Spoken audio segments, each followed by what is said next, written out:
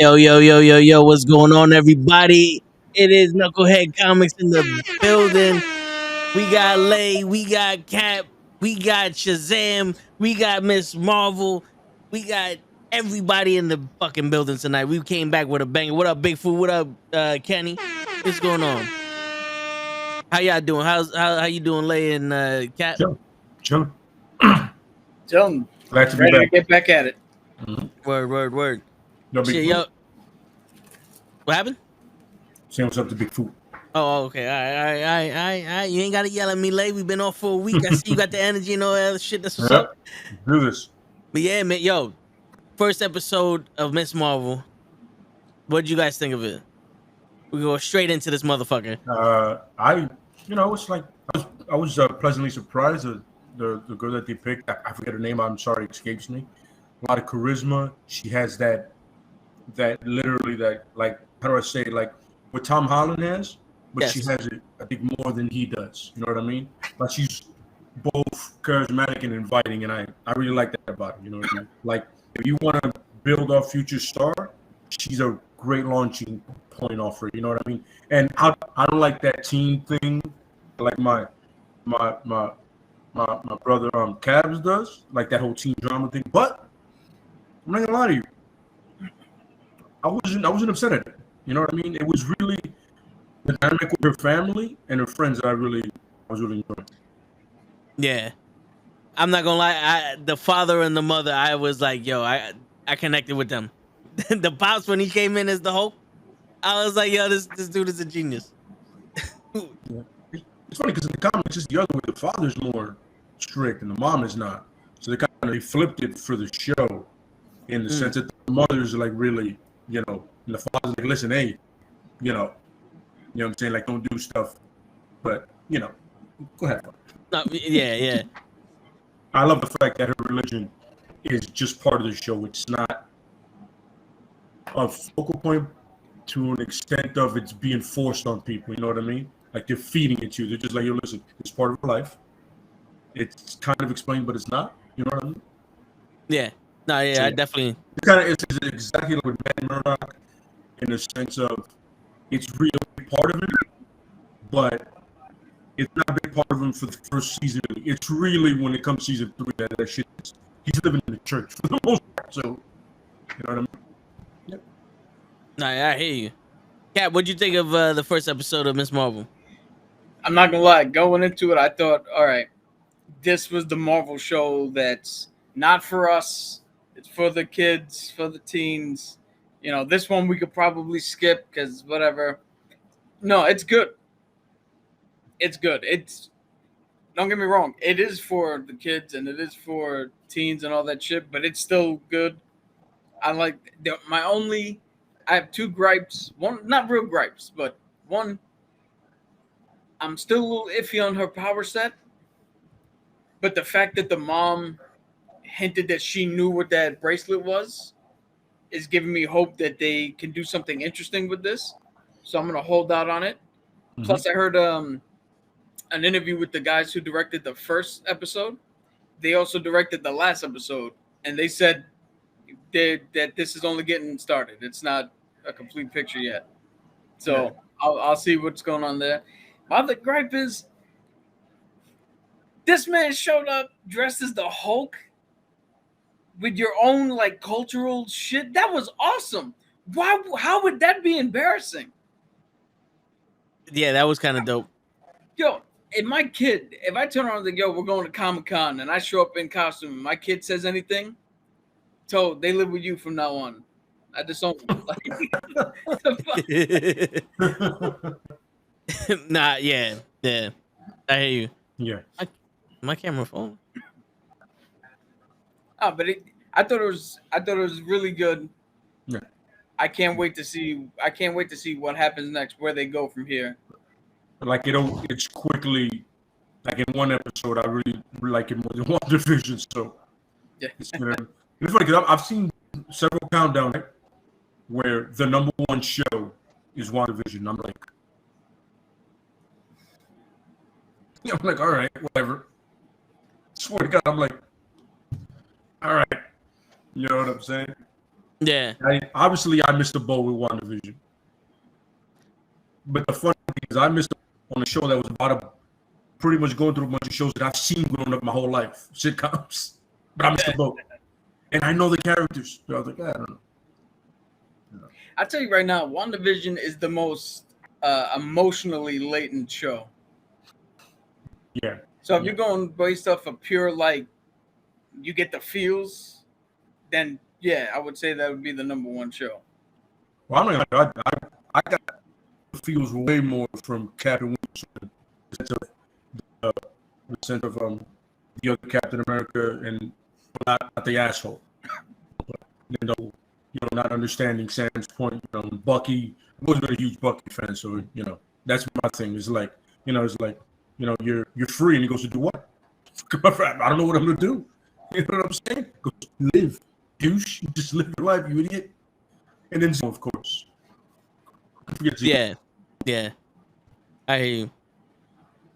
But the one thing I did like about this show was they got rid of the whole how she get her suit shit real quick. Yeah.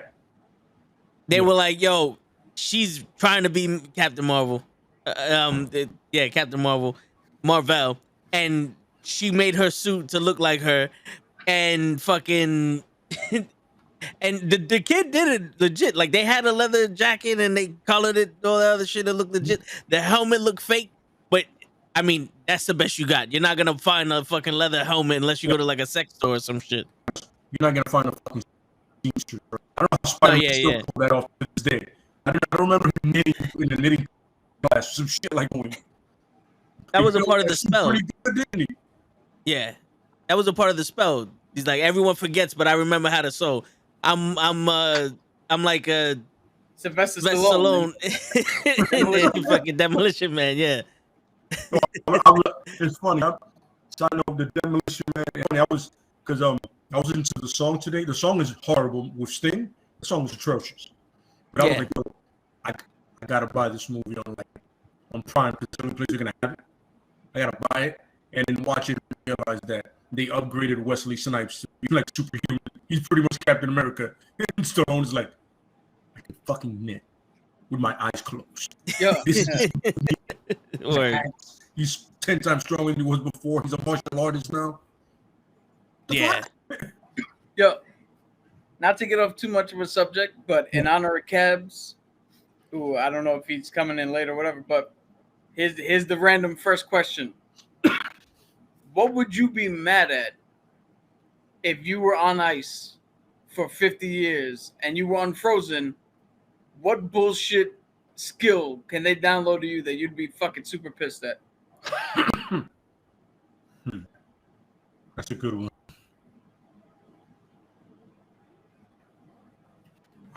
That's a good one right there. Shit. I think it's really useless.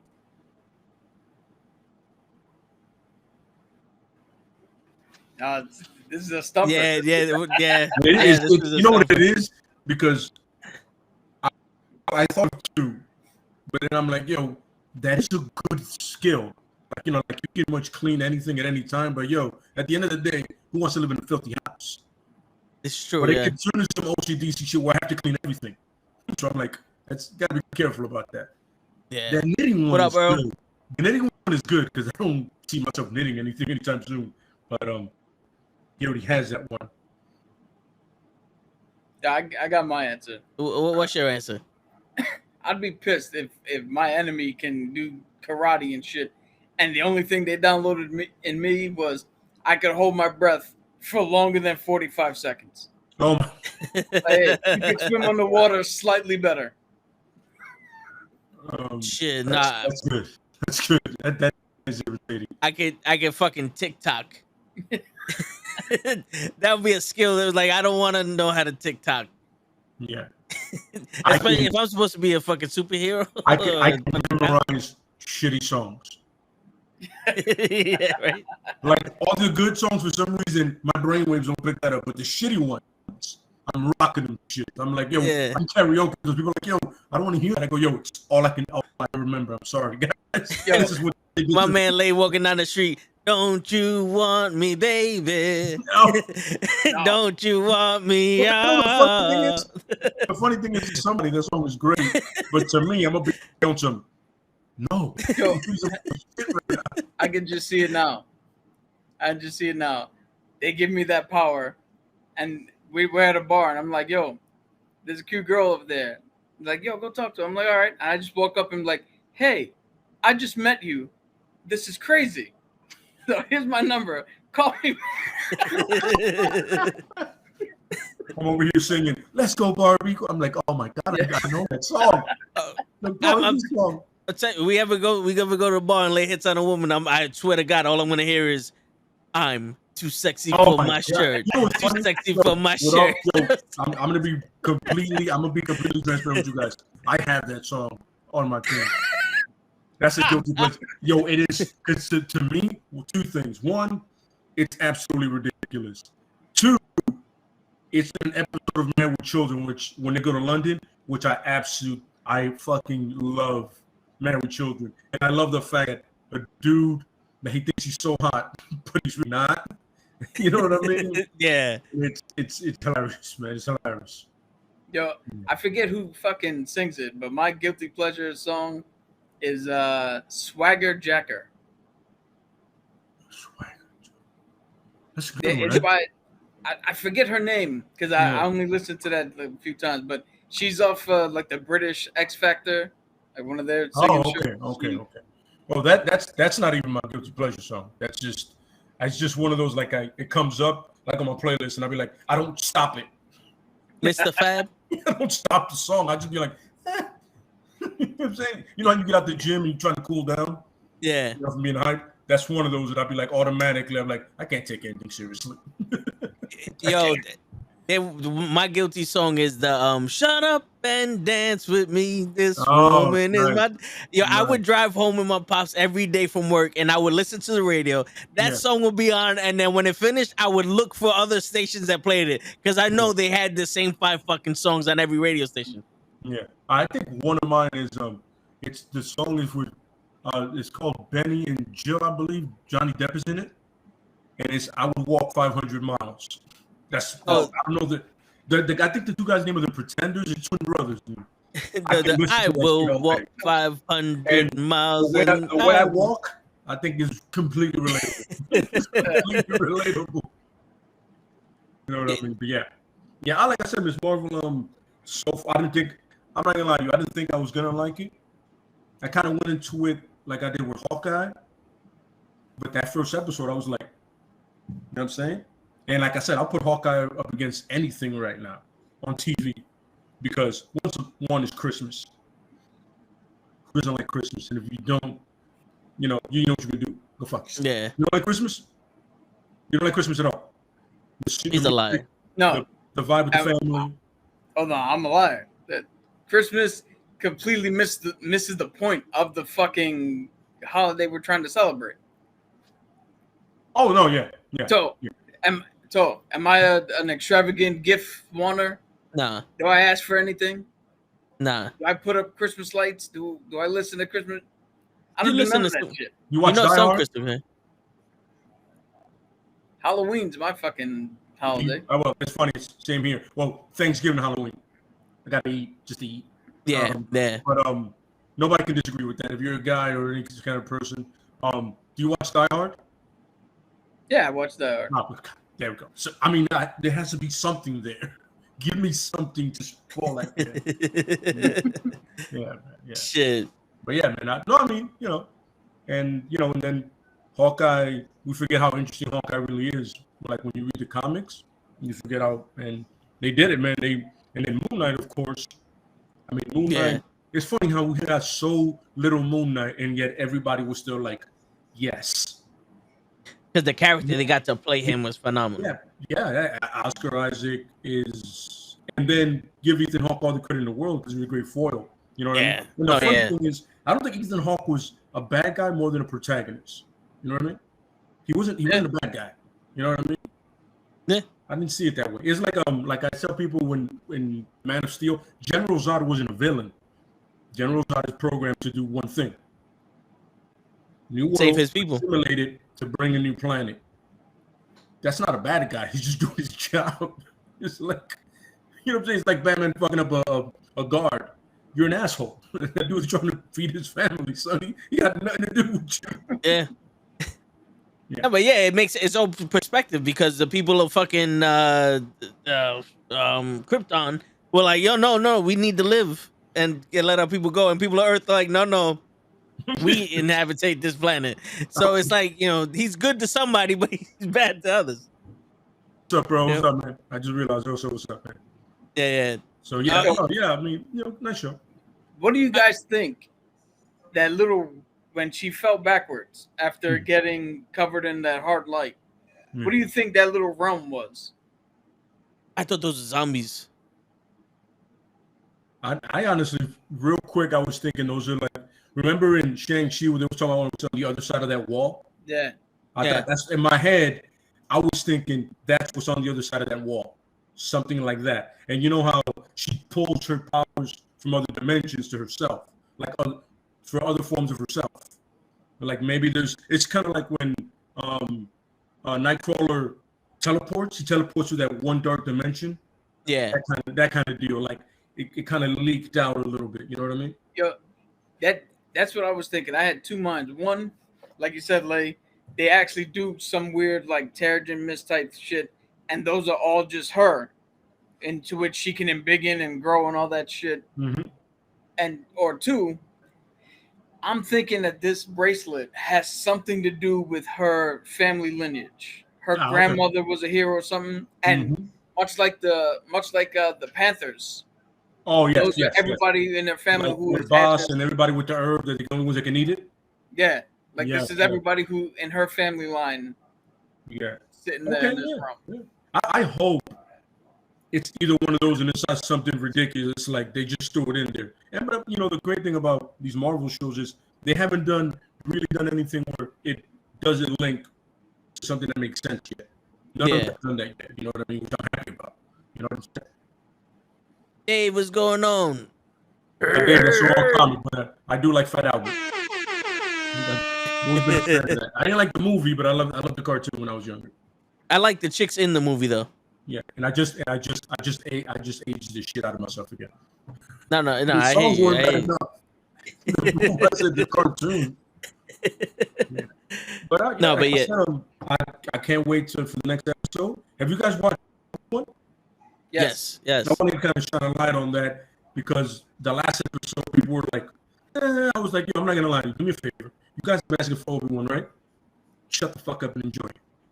Because I'm just want to strangle people. Obi-Wan. Well, I don't know about that episode. How about this one? I take a lightsaber and shove it up your ass. Just enjoy what it is. Yeah. You know, you want the story so fucking much, and they give you the story, and all of a sudden you're picking it apart. It's like, bro. I'm telling you, this one, it ain't Boba Fett.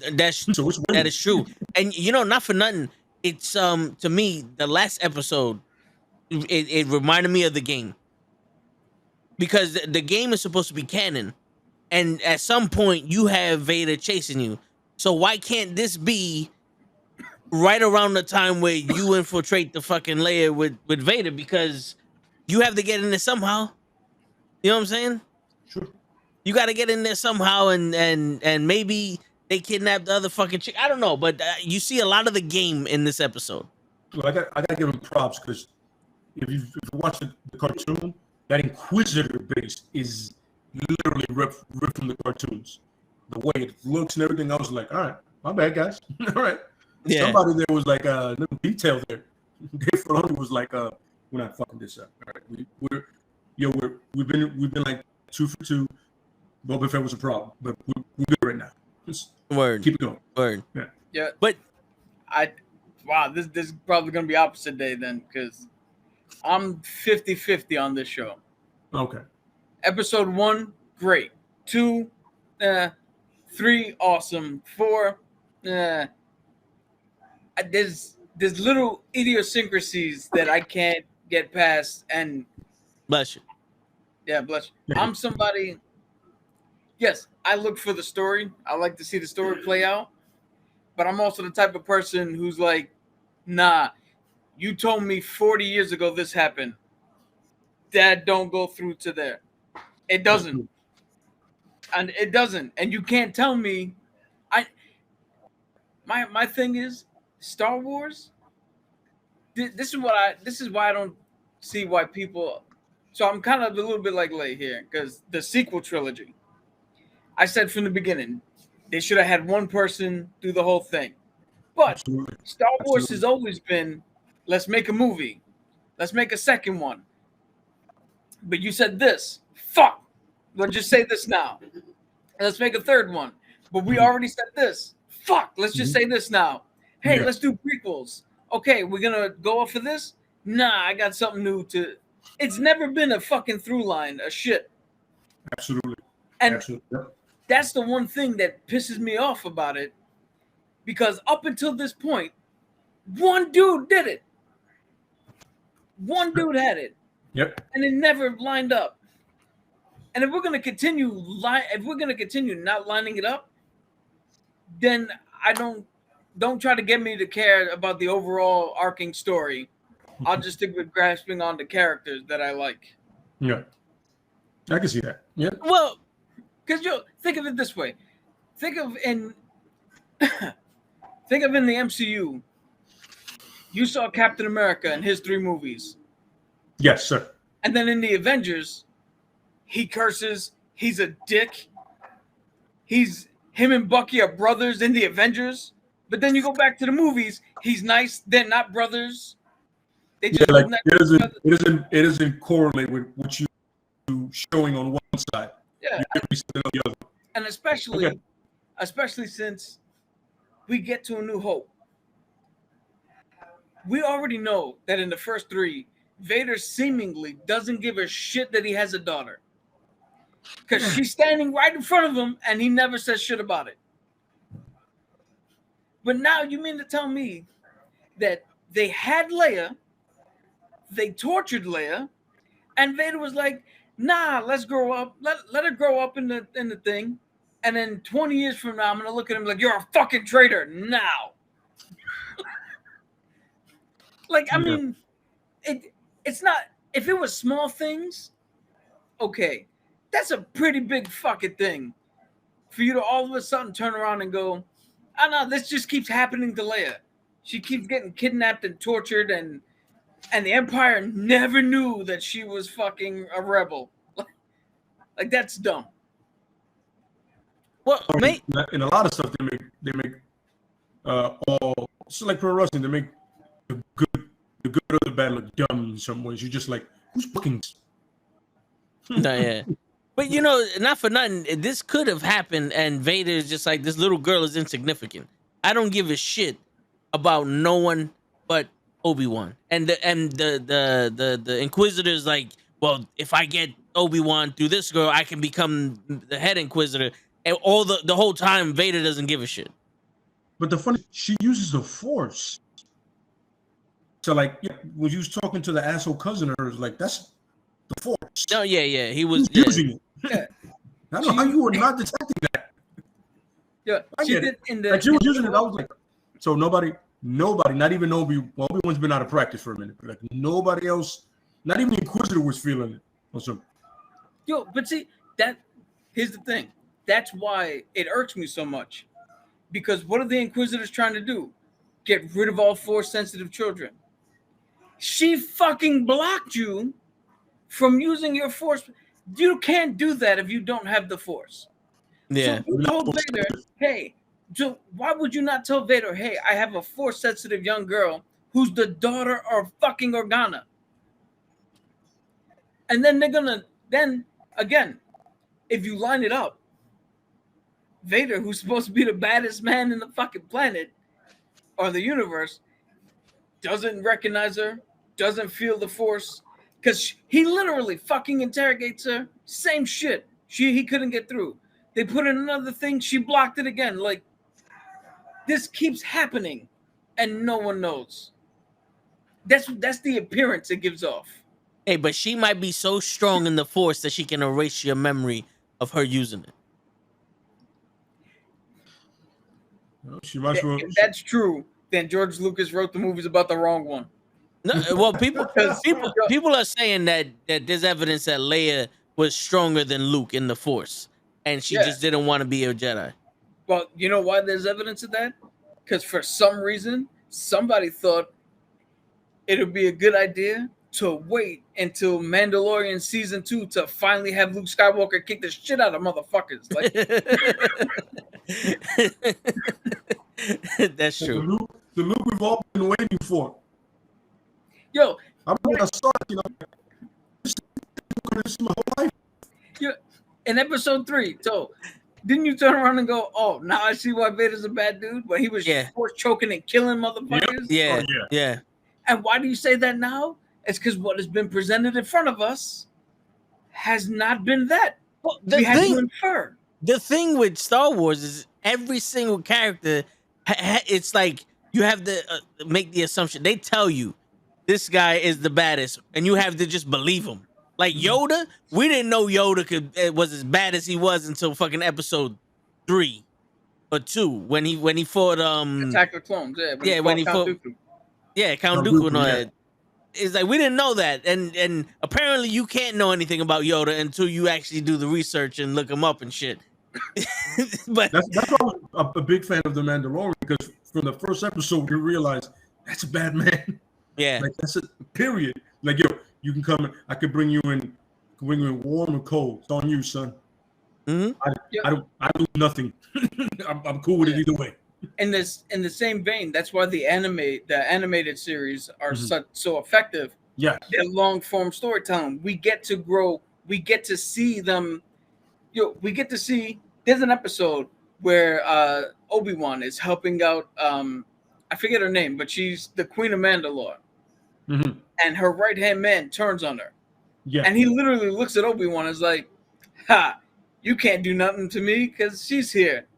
And then that kid just walks straight up behind him, lightsabers him through the chest and kills him. And Obi-Wan looks at him and is like, "What the fuck, dude?" He's like, "What?" He said, "You couldn't do it." And he said, "I couldn't do it." But it's little things like that where you're like, okay, Anakin is not just a fucking whiny bitch who hates sand. Yeah. There's more to him. Yeah. Like then you see the turn, build up in him. And you're like, okay, now I understand why he turned. And it's not just hey, we need to finish this trilogy out and you need to be Vader at the end of it. Switch.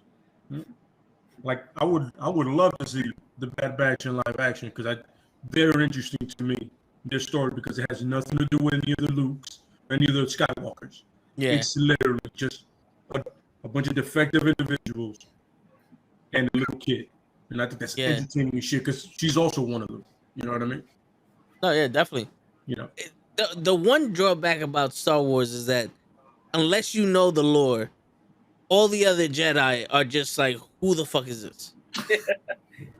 You know? Because when you watch the cartoons, you get a sense of Obi-Wan and Anakin and his apprentice shit, Ahsoka Tano. And then the other ones, you're like, all right, this one's cool, whatever. But then you see a scene where he's walking through that fucking memorial of all the Jedis that are in that fucking orange tube in the tombs, and you're like, who the fuck is this? Who the fuck is this? And why are they showing him? And then you look at the one guy, the Easter egg. Oh, in episode 9, for 30 seconds, this woman helped Ahsoka fucking read a book. Am I supposed to know that? Like, is Star Wars made for people who have fucking like photographic memory or some shit? Because at one point it's like, bro, I've seen the Star Wars Rebels and all that other shit. I don't remember this fucking person, and I don't know why it's a big deal. But I would have loved if in a movie, like I would have loved to see the dude. It's a trap in one of those. You know what I'm saying? You know, or the fucking dude, the dude from Rogue One. I am with the Force, and the Force is with me. You know, something like that. You know, Donnie Yen's character. Yeah. You know, someone we've seen before and made an impact on us. It's funny because I kind of like that character, but I also thought it was a waste of Donnie Yen. Yes, like, you could have made him a badass Jedi. It's just Donnie Yen. I mean, yes. I don't know if anybody knows who Donnie Yen is, but he's Donnie Yen. That's all I gotta tell you. Look him up. I would say he's this generation's Bruce Lee. Yeah, I can see that. He's Because he's with the predominantly Ant-Man. makes his movies over there in Hong Kong, right? That's what he does. And occasionally, he like Hollywood goes, "Yo, want you to be movie?" He goes, "Listen, let me check my schedule because I'm making movies myself. Okay, I could do John Wick 4. I'm in. You know what I'm saying? There you Because go. I can, not because Hollywood calls me. I think Hollywood's called him a couple of times. He's like, yeah, but I'm already making a movie. You guys have to wait. Yeah. Word. I make a lot of money over here. You'd be surprised. Yeah, if you look at that last Triple X movie, he must have been like, you know what? I'm not gonna. I can't do it. And then they said a number, and he went, "How much? Yeah. I'm on the next flight." I mean, he said that, and it's a John Wick movie. You just like, I get to play with some actual other martial artists. Scott Atkins, the guys from 8711, that whole stunt team. They're all martial artists, pretty much. Keanu Reeves. Keanu is part-time martial artist. Yeah. All these people that are legit. You know what I mean? And he had just worked with Scott Atkins on Ip Man 4, so it's gonna be that familiar thing. Oh, and the dude from Undisputed 3 too, the bad guy, Spanish dude, he's in it too. Oh, really? Yeah. Yo, you know what I would like to see? You know how crazy Tom Cruise gets with his stunts and shit for the Mission Impossible? Mhm. I want to see Tom Cruise in like a John Wick movie. Because I really want to see if he's going to learn how to become an assassin. Because if he just does something crazy, nobody will question his skills. If he can just run away from his homosexual thoughts, he'll run. We're just gonna see Tom Cruise like hanging off of the fucking roof, like 6 inches away from the ground, shooting people. That's as much as we're gonna get from him. I don't see him doing the judo throws and no, I don't see that. Like when he had that fight with that Henry Cavill did that whole talking to the arms. I said that whole thing. He just tackled the guy. He barely showed any skill. You know what I mean? Like that's not his thing. His thing is like, yo, I can jump off some crazy shit. Just I'm Jackie Chan. I'm Jackie Chan without the fight. Exactly. Yeah. But that's why I said put him in John Wick, because then he's gonna have to learn to fight. Yeah, it's gonna be one of those things where it's gonna be like what Matt Damon said. He goes, these guys are all skilled, so I'm gonna be the weakest dance partner, and Tom Cruise is gonna be the weakest dance partner of all. You know what I'm saying? But I'd be down for it. Like Ethan Hunt meets John Wick. I'd be with him, but Ethan Hunt's gonna get murdered. It's just gonna happen. I would love to see Wesley Snipes in a John Wick fucking movie. You want to talk about for the first time we get Wesley Snipes and Michael Jai White.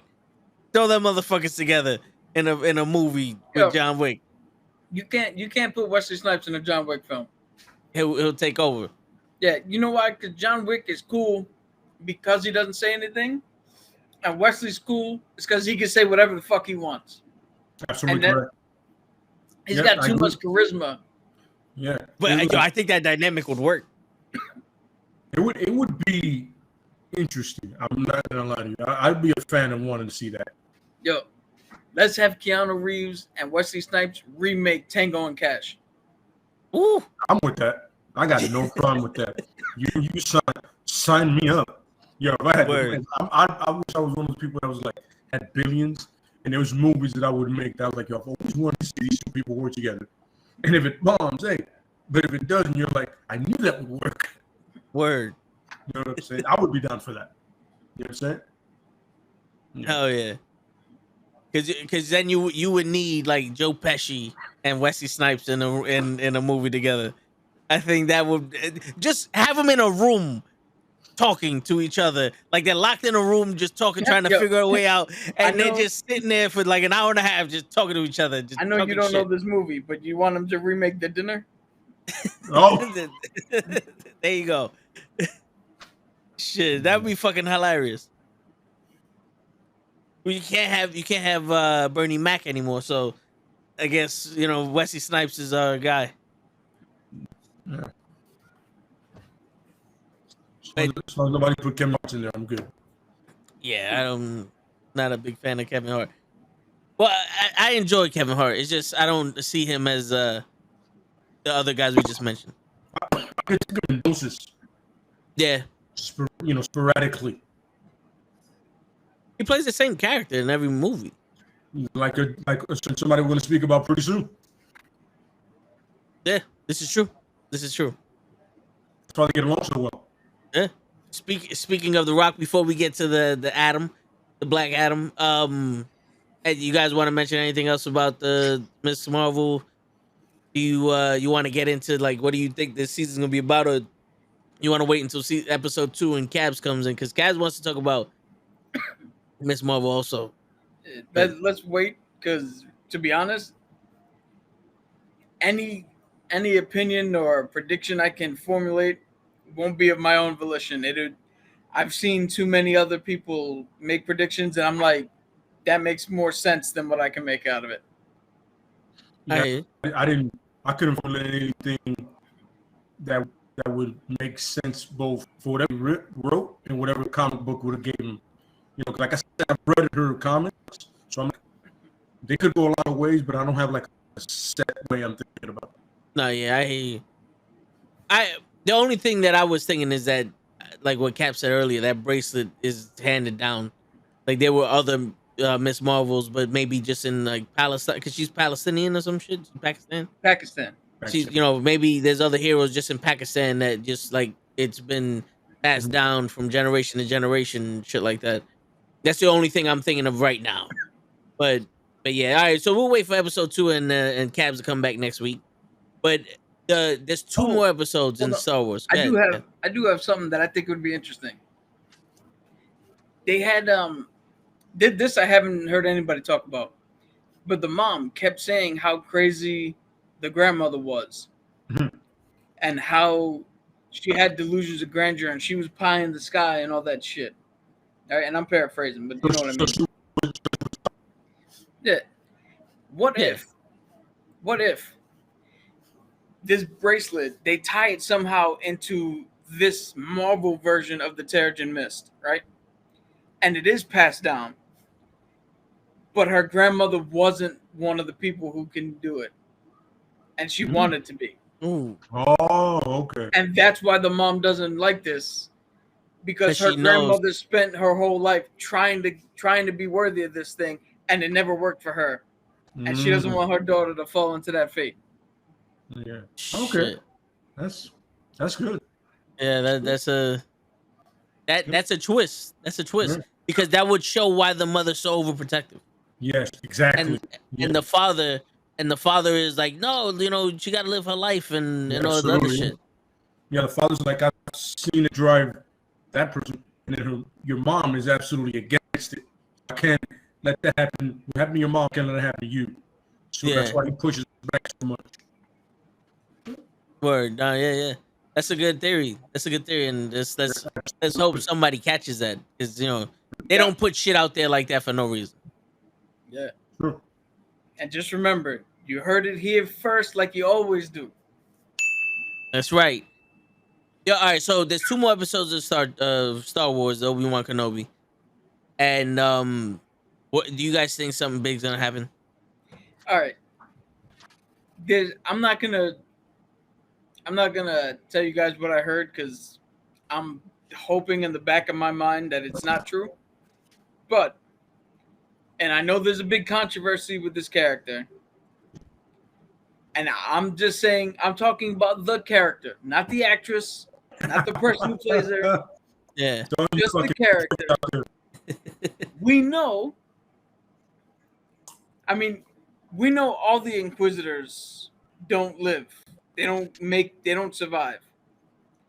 But this one particular, an animated series that we've seen that take place 5 years after this, we know she's not a factor.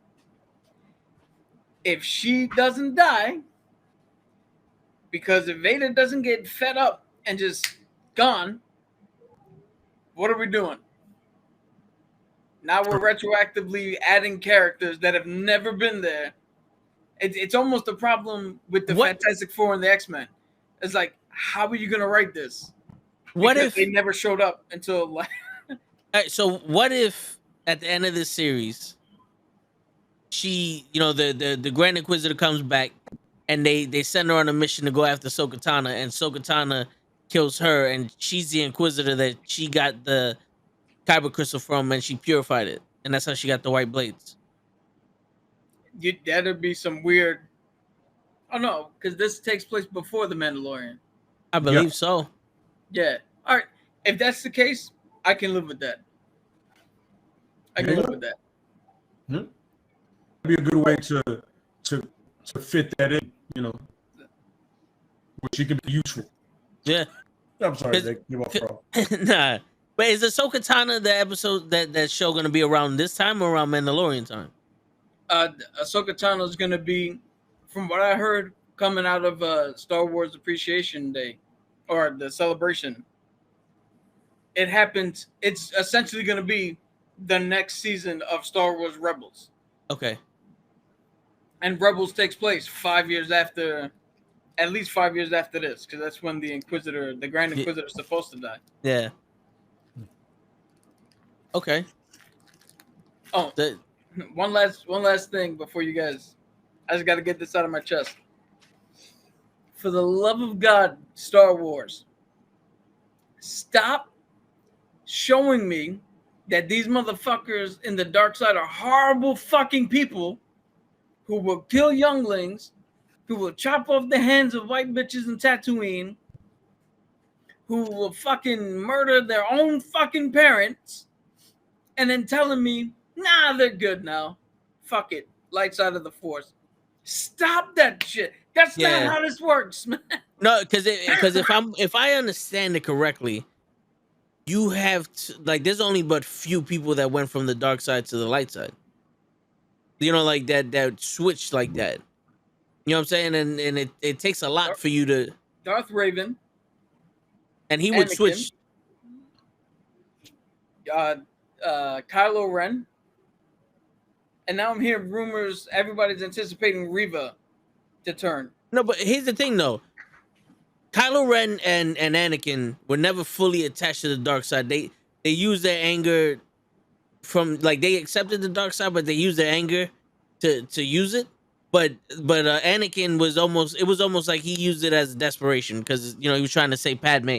But when he found out his son was around, it bring him to the light side because all of his anger came from him losing his kids and Padme. Yes, he killed kids before they died. So, no. But I'm saying, like, the connection to the dark side wasn't as strong because that's why Palpatine always was like, "You're weak," and blah blah blah, and he wanted his son to take over because of all the other shit. I understand 100%. I'm not trying to dispute your point. I'm not saying Darth Vader's not a piece of shit. I'm not saying he's a saint. I'm just saying. I'm saying as a screenwriter, stop telling me that the man who killed kids is a fucking hero now. No, yeah, but also the thing is the thing with Darth Raven was he went to the dark side, and if I'm not mistaken, they had multiple Jedi go and kidnap him, and they had to erase his memory, and that's how he became a Jedi again. And then when he got his memory back because his mind broke, in order to save himself from when they were trying to kill him, the Sith and the Jedi had to go and fight him. So it wasn't like he was just somebody this guy was 100% Jedi and fucking dark side at the same time because his mind split in half because they erased his memory the first time when he went from Jedi to the dark side. They erased his memory, and then in order to save his own life, he split in half, and he's light side and dark side, and they had to get Jedi and Sith to kill him. Like, they had to come together and kill this motherfucker. You know, so, like, that's the only one that legitimately was on both sides at multiple times. And, and Kylo Ren was just like a little bitch. Tell me he wasn't. Like, no, I agree. All those temper tantrums, I'm like, yeah, dude, that's a very dangerous temper tantrum with the lightsaber, bro. You might want to take that easy. A stormtrooper was kicking his ass with that lightsaber. Yo, I'm gonna say it only because the best part of Kylo Ren / Ben Solo was when he went to Exegol and was like, all right, I guess I'm fucking up my nights now. And Yeah. But again, he killed his father. Yeah. Hesitated, but ultimately pulled the trigger on his mother. Your light side shit don't mean nothing to me, man. You can't turn to the light and be like, after offering all your right, parents, yeah. I'm good After now. offering your parents, And I can't back you up. Unless the only way this can happen is if Wait, we he didn't kill find his out- mother. Huh? Didn't the other plane shoot the thing he didn't shoot? The mother was Leia. Leia was the only one he never took a shot at, and Leia died in like an instance of trying to give her force to Kylo Ren to turn him back. Like I don't think he shot the plane. I think the other fighter jet shot the plane. All right. He never stopped it, and he didn't do shit to the other guy. This is true. So, this is true. No, yeah. On that token, he pulled the fucking trigger. But my point is, the only way they can turn around and make all these people good is if we make a new Star Wars movie and we find out that Han, aka the younglings, never died. Fucking Reva sliced the hand off of somebody who was like trafficking children. Yeah. Like, if you tell me everybody that they killed that didn't kill, Han was a fucking cocaine addict and Kylo knew it, that's the only way you can tell me. If Han's not really dead, then they're good guys now. But he's not a good guy because he changed for love? The love of a woman instead of for the love of his parents? What's love got to do with it? That's a good question. And I to don't be think honest, we're in love. well, hey, man, hey, whatever floats your boat. I don't know what the fuck they were doing, but they were doing something. They were a dyad in the Force. Yeah. The only cool shit Kylo Ren did was in that first one. What is that, episode 9? No. 9? 8. 7. 6. 7, 8, 9. 4. Yeah, all right. So it was when he turned around and Force stopped the fucking beam at him.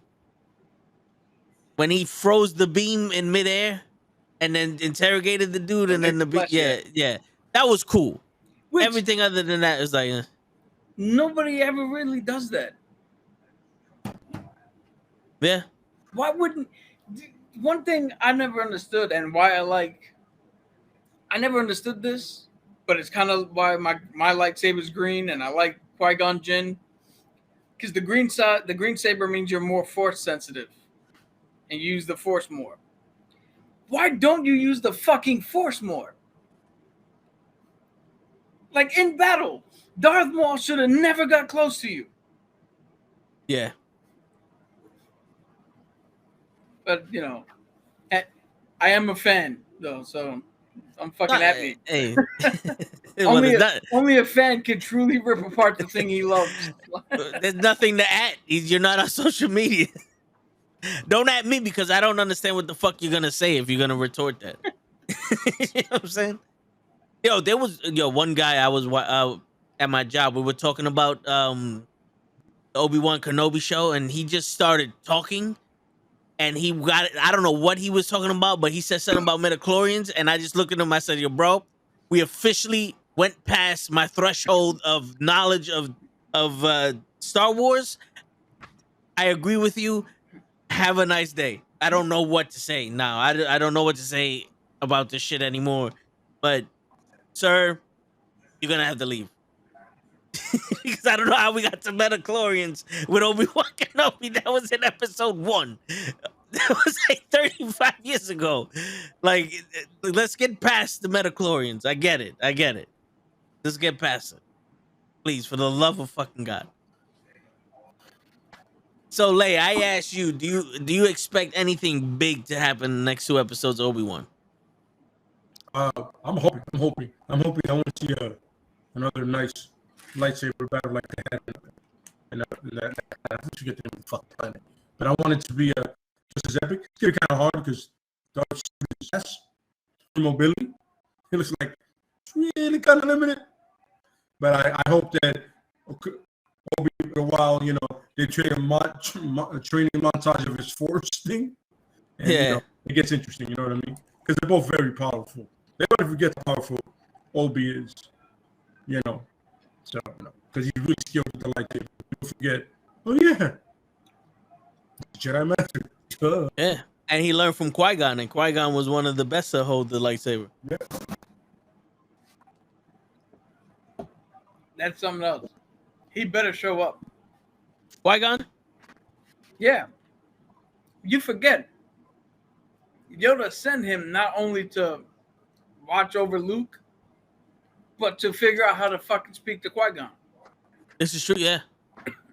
They actually specified that in the beginning of the fucking series. Them talking about episode 3, and he's like, I'm going. I need you to go with me over here so we could train somebody, figure out how to live past death or some shit. Yeah, that's true.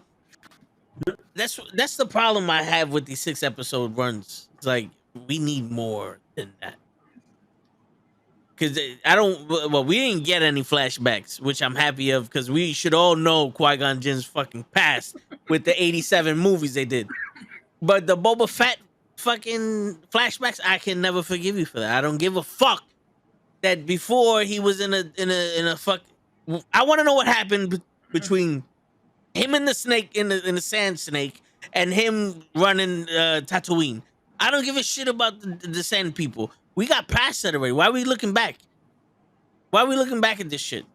Get Chung-Li in there and let's kick some motherfuckers' asses. Let's do this. You had the baddest fucking Wookiee we ever seen, and he does nothing because we gotta go back in time to watch him use a stick and put together a faucet. That's just my rant for the Boba Fett. It pisses me off because we made y'all watch it with us. If we was watching on our own, I wouldn't be as mad. But it's like we made the world watch it with us. It's like this. We oversold this. We oversold. We said everybody's getting an extra large shirt. This is a medium. This don't work. Yeah, that was so bad. We just said fuck it. We'll watch old movies instead. Y'all watch that shit. Yeah. Yeah, we was hoping for Peacemaker to come save us with that one. But hey, all right. So, any pie in the sky theories? Lay said you said you wanted Darth Vader and Obi-Wan to fight one more time. Absolutely. That fight's got to happen. Yeah, that one where Obi is now ready to fight him. Okay. Instead of this half-ass effort he was making. Again, this is the fucking nerd in me. That fight has to happen because 8 or 10, 11, 12 years from now, Vader's going to run into him and go, hey, you were the teacher. Now I'm the fucking teacher. Doesn't make sense if 12 years ago you beat his ass fucking multiple times. And I know they wrote the movie 60 years before this came out, but that only means that the people writing this now have 60 years of shit to fucking play with. Like, yeah, it's not like they both wrote 2 different movies at the same time. I'm like, oops. It's true. This is true. But all right, the one thing I've noticed, and I don't know if anybody mentioned this in any of the shit that you guys looked up, Vader was not fighting the same way as he did in Rogue One or as he did in the 6, 7, and 8 movies, because I think he's still learning how to maneuver in that mechanical suit, because he did train a different style when he got his mechanical legs and arms and all other shit. Somebody I watched did make mention to that, and their theory was that Anakin rushed too much the first time they fought. So this was more of a, let's see where he's at before I know if I got to go hard or not.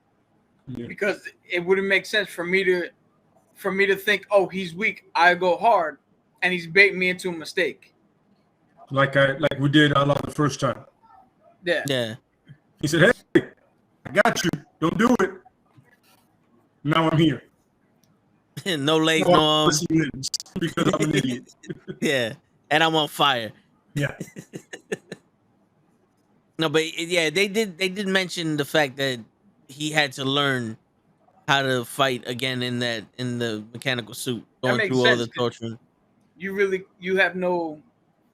can't feel if there's nothing. Yeah,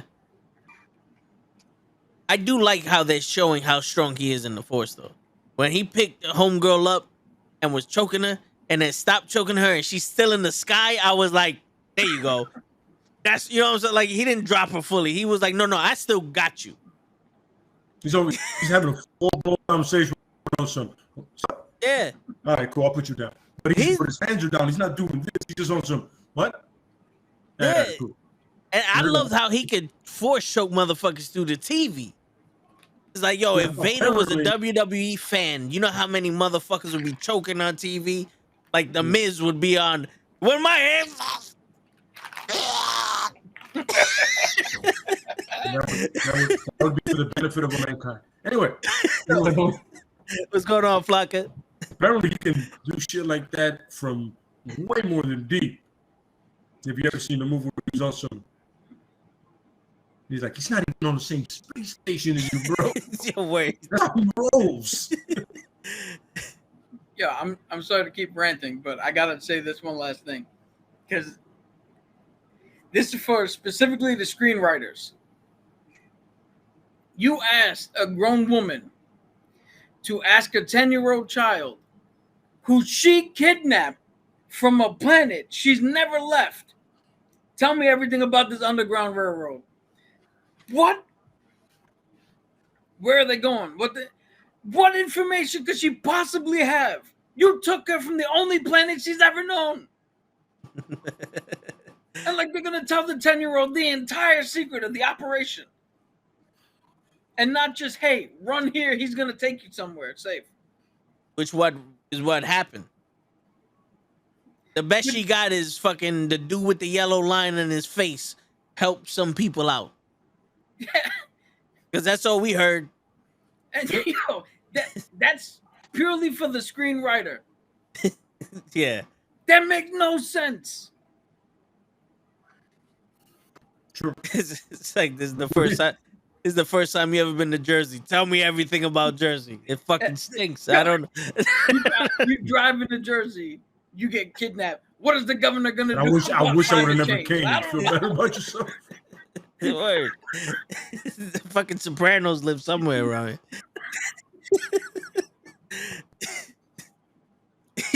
here. You going to Gotham? Where is the Joker? I don't. I just crossed into the bridge. This is my first time here. I've literally been in there for 3 seconds. You tell me where the Joker's at, motherfucker. It's like, yo, she Rambo'd him. She Yep. Rambo'd Leia. Yeah. My man walked into town. Get the fuck out of here. Get the fuck out of here. We don't want your kind. You don't know who the fuck I am. I'm just walking. I'm a walker. You don't like walkers? It's like, Jesus, I don't have a car. He's seen Game of Thrones. He knows what walkers do. the White Walkers, especially. We're here all week. But all right. That's gotta be the only TV show where the White Walkers are the bad ones.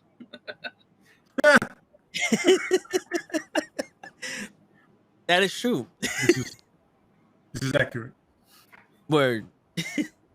But all right, let's get into the nitty and the gritty of it. All right, I want to start off with the trailer for Black Adam.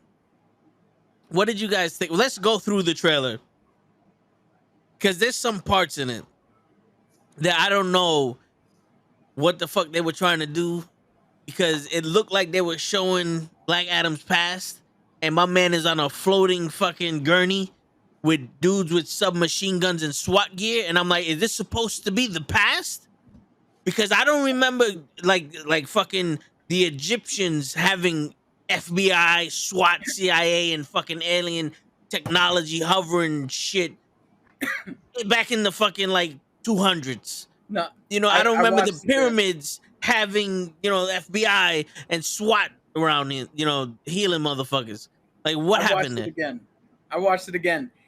I think that's the scene where they go to recover his body to reanimate him. Okay, because according to his origin, that's wrong. But Black Adam. This is not going to be 100% based on the comic book origins. No, I can tell you. Nobody is surprised. And the crazy shit is the fucking origin is actually kind of crazy. It's kind of fucking crazy. But so we get all right, they have him. He a fucking killer. Flings the fucking guy 30,000 feet in the air to another state because he said something about him. And Cap, he had an issue with that one because he's like, Shazam wouldn't do that. I mean, Black Adam wouldn't do that. Here's my thing. Dr. Fate. So, do you want me to just talk about that one thing or talk about my whole thing? What? No, talk about the one thing. Let's get through the trailer real quick and then. So, you have Black Adam. One of the most vicious fucking characters in DC. He gets hit in the face with a fucking billy club. And that's the moment you choose to go, you know what works? The Marvel humor. Let's do some Marvel humor and throw him instead of him just lightning bolting this motherfucker and making everybody go, oh shit, what the fuck? Yeah. No, yeah. And I think it would have been dope if Giant Man, what's his name? There's a Giant Man? Adam Smasher. The Atom. Adam Smasher. Adam Smasher. If Adam Smasher would have got like huge, caught the dude, bring him back down and said, we don't do that here. And then you see him like go to punch Adam Smasher. I think that's just me. Like if you wanted to do comedy, I think that would have been fucking hilarious. But I think my favorite part is that Black Adam is without a doubt 100% Egyptian. If I'm not correct, right? Yes. He's Egyptian. And no Yes. fucking point do I hear an Egyptian accent. I'm just saying. No.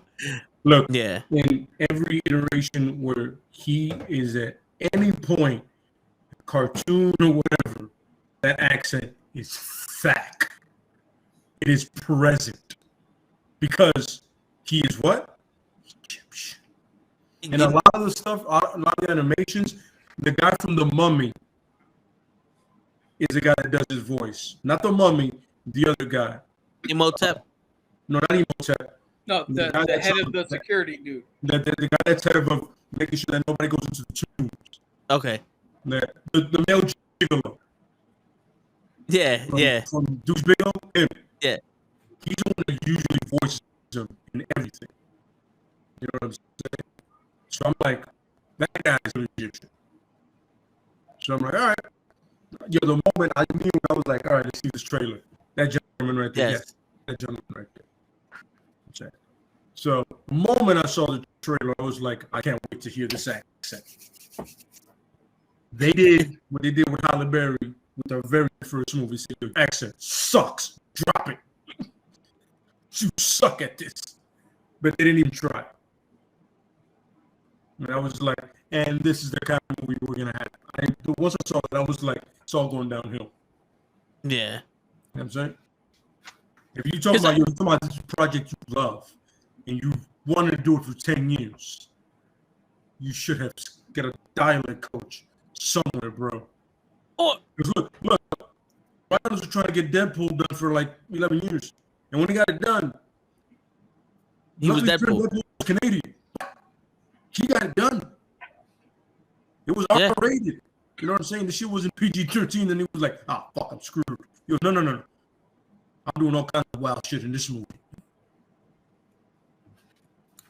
Oh yeah. And the crazy shit is like I didn't know much about Black Adam. I just knew what I saw in the cartoon movies he was in and all that. And I watched this trailer and I was like, this don't seem like no Black Adam I know. You know what I'm saying? Like I know he's a villain / anti-hero that does what he needs to do for the betterment of himself. But this looked like if they were trying to fucking rehabilitate him. And this is where I was like, the origin of Black Adam don't work this way. Because we'll get it. All right, so before we do that, who are the other people in this trailer? We had Hawk. Yeah, So Adam Smasher. Hawkman, Adam Smasher, Cyclone, whatever the fuck that is. And of course, James Bond is Dr. Fate, which is fucking perfect casting. Damn, Yeah. that's dope. By the way, he Yo. has an accent. They, no.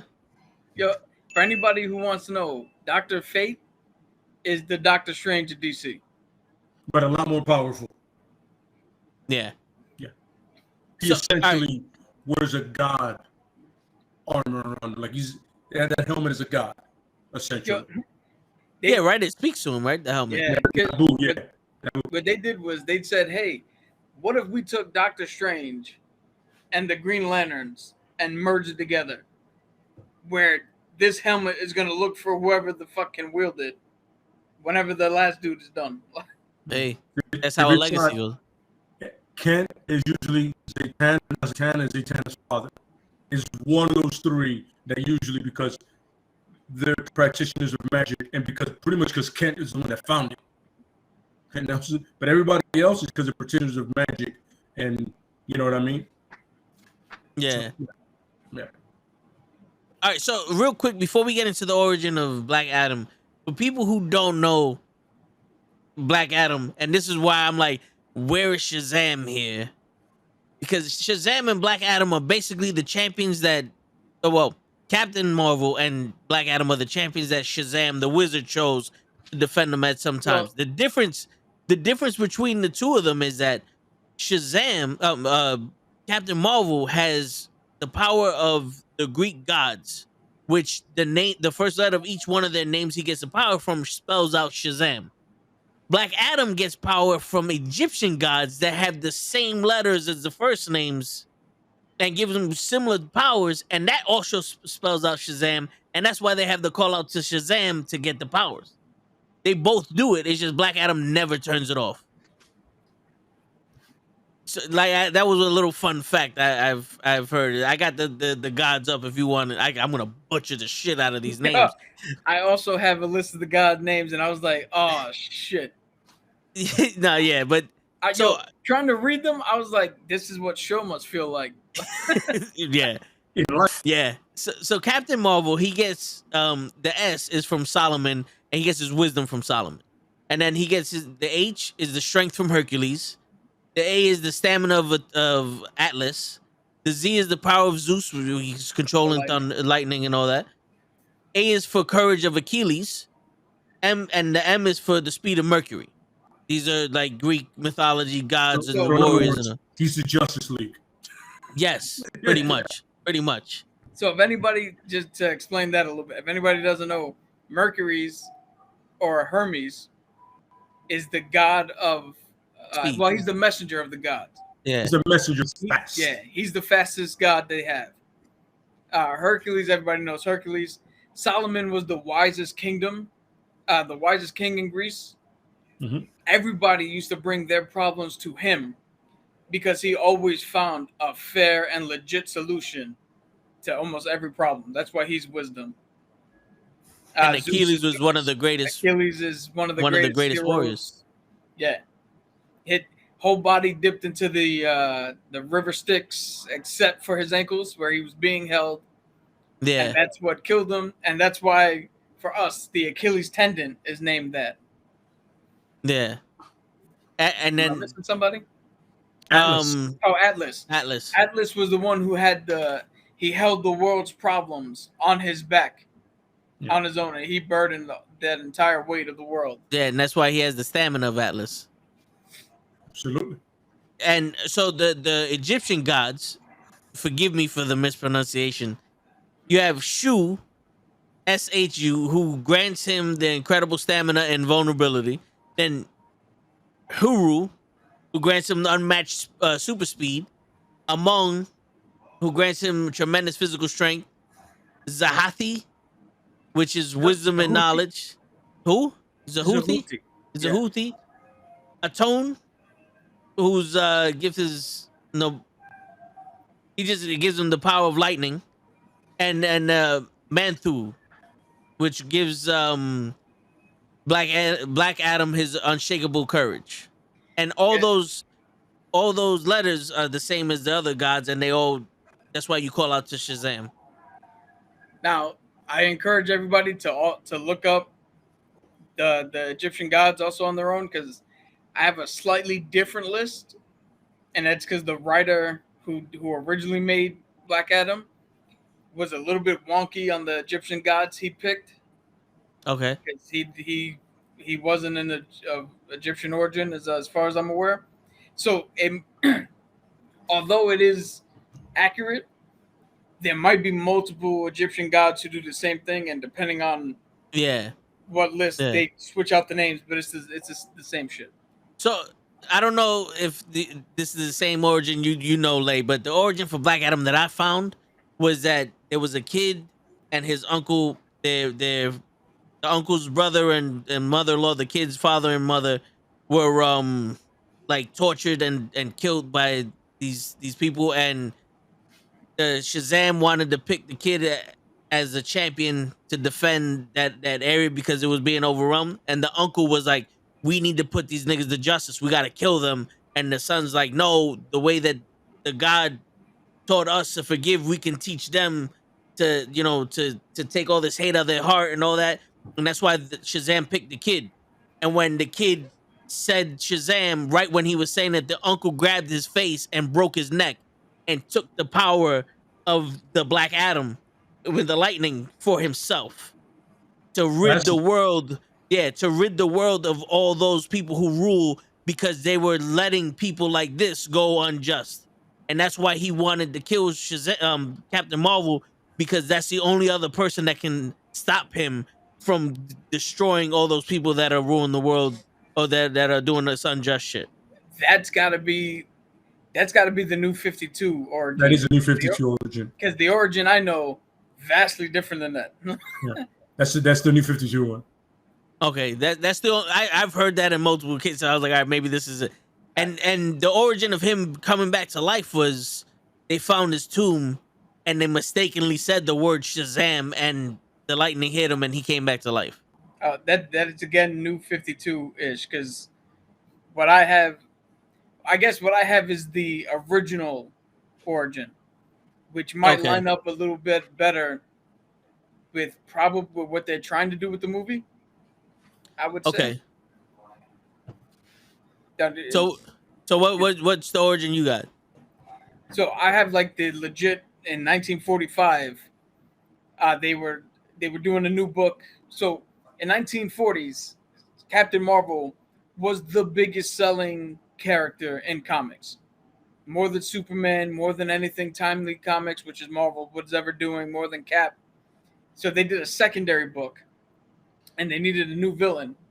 So they came up with, like everybody does, the exact opposite of the hero. Mm-hmm. But the Wizard legit picked, what the fuck is his name? Tet Adam from 5,000 years ago in Egypt. Legitimately picked him because he had a pure soul. Made him Shazam. Or made him what we now know would be Black Adam, but Shazam. Yeah. He thought the right thing to do was to kill the Pharaoh at the time. So he snapped his neck and then went mad with power. And he never said Shazam to change back and just wanted more power. So the Wizard flung him to the ends of the fucking universe. And it took him 5,000 years to get back. And when he got back, he saw Billy Batson and was like, he was infuriated because somebody else had became Shazam. Mm-hmm. And it tricked him into saying Shazam, and 5,000 years caught up with him, and he turned into dust. Yeah. And it's then funny. Sorry.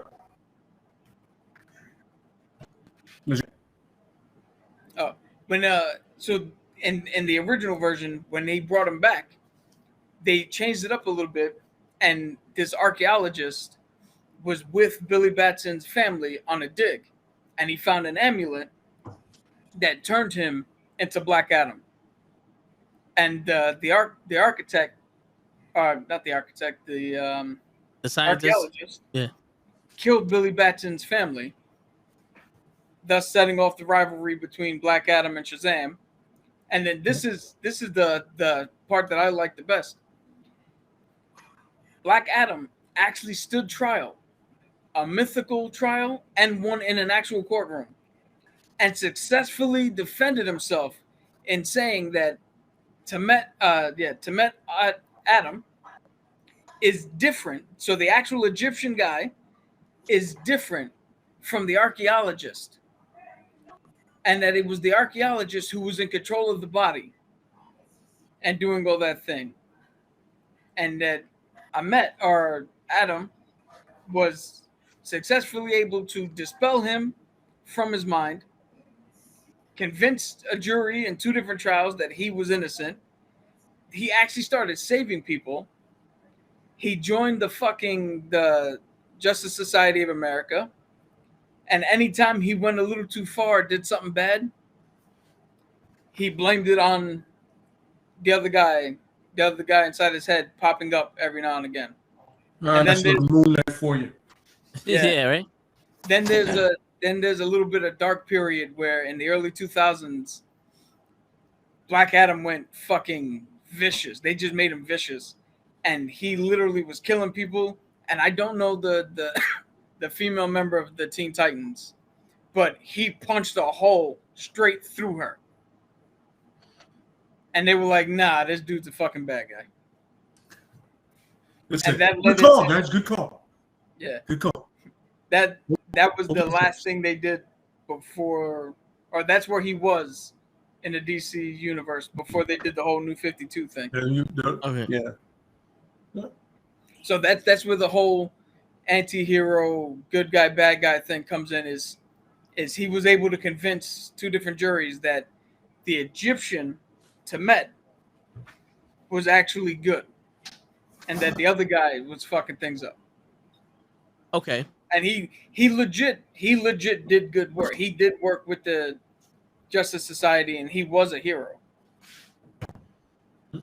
He pulled his best Matt Murdock. Yeah. So we're gonna miss that whole part of Black Adam, and he's gonna jump straight into the Justice Society of America. So what it looks like in the trailer, it looks like Dr. Fate has a reason that he needs Temet specifically. So they're gonna find him and give him the choice. And what does a man who was entombed and betrayed and all that do? He's not gonna be betrayed again. Yeah. So if you want him to do something, he's gonna do it in a way that'll guarantee his success. And realistically speaking, if you're gonna walk into a situation where they're gonna I need you to do X, killing everybody in there is probably the best way to make sure you get out. Nah, I hear you. But there's a dichotomy that doesn't get talked about enough with why Shazam and Black Adam are really good pairing. Is one, originally, the Wizard picked a full-grown man, and gave him absolute power. And as we know, absolute power corrupts absolutely. Yeah. And it corrupted Black Adam. Mm-hmm. So his second choice was a child who will then learn what the value of the power is and grow into an adult that won't be corrupted because he would have learned how to harness this. Mm-hmm. That's a thing that from what I've seen, nobody really gets into with that. Is why Billy Batson's a kid, but Temet's not. Shit, I mean, your origin, I could see why Shazam's not in the movie, but also it's like I know Black Adam to be Shazam's fucking counterpart or his evil villain or whatever the fuck. That's the guy, his antagonist. Yeah, that's the guy. It's like where is Shazam? Is he like, you think he's gonna show up at the end? I don't think you have to. I don't think you have to show them together in this movie at all. Yeah. Because again, this is, from what I'm reading, this isn't Temet woke up and when there's another Shazam, I could be the only one. This reads like Dr. Fate is like, we need him for something. And if Dr. Fate is going to grab a couple other heroes and try to get you, this is sans the knowledge of Billy Batson, who's in Coast City or whatever the fuck, wherever, Central City, wherever he is. Fawcett City, or this is outside of his realm of knowledge. Because where they left him off in the movie is just him and his family on his own. They showed Superman, but again, this is going to be outside of the Justice League purview as well, since this is the Justice Society. Yeah. Which makes no sense for the Suicide Squad. If you make the Suicide Squad to kill the Justice League, but then there's the Justice Society, like why wouldn't you depend on these people to save the Justice League? But Amanda Waller is smart, but again, you can't know everything. So she doesn't know there's a giant man running around the town and a guy made of magic throwing people to the other states. So Hawkman is from another planet. So him being in and out, maybe you know, maybe you don't. Maybe he's here for something else. Maybe I thought Hawkman was a god also.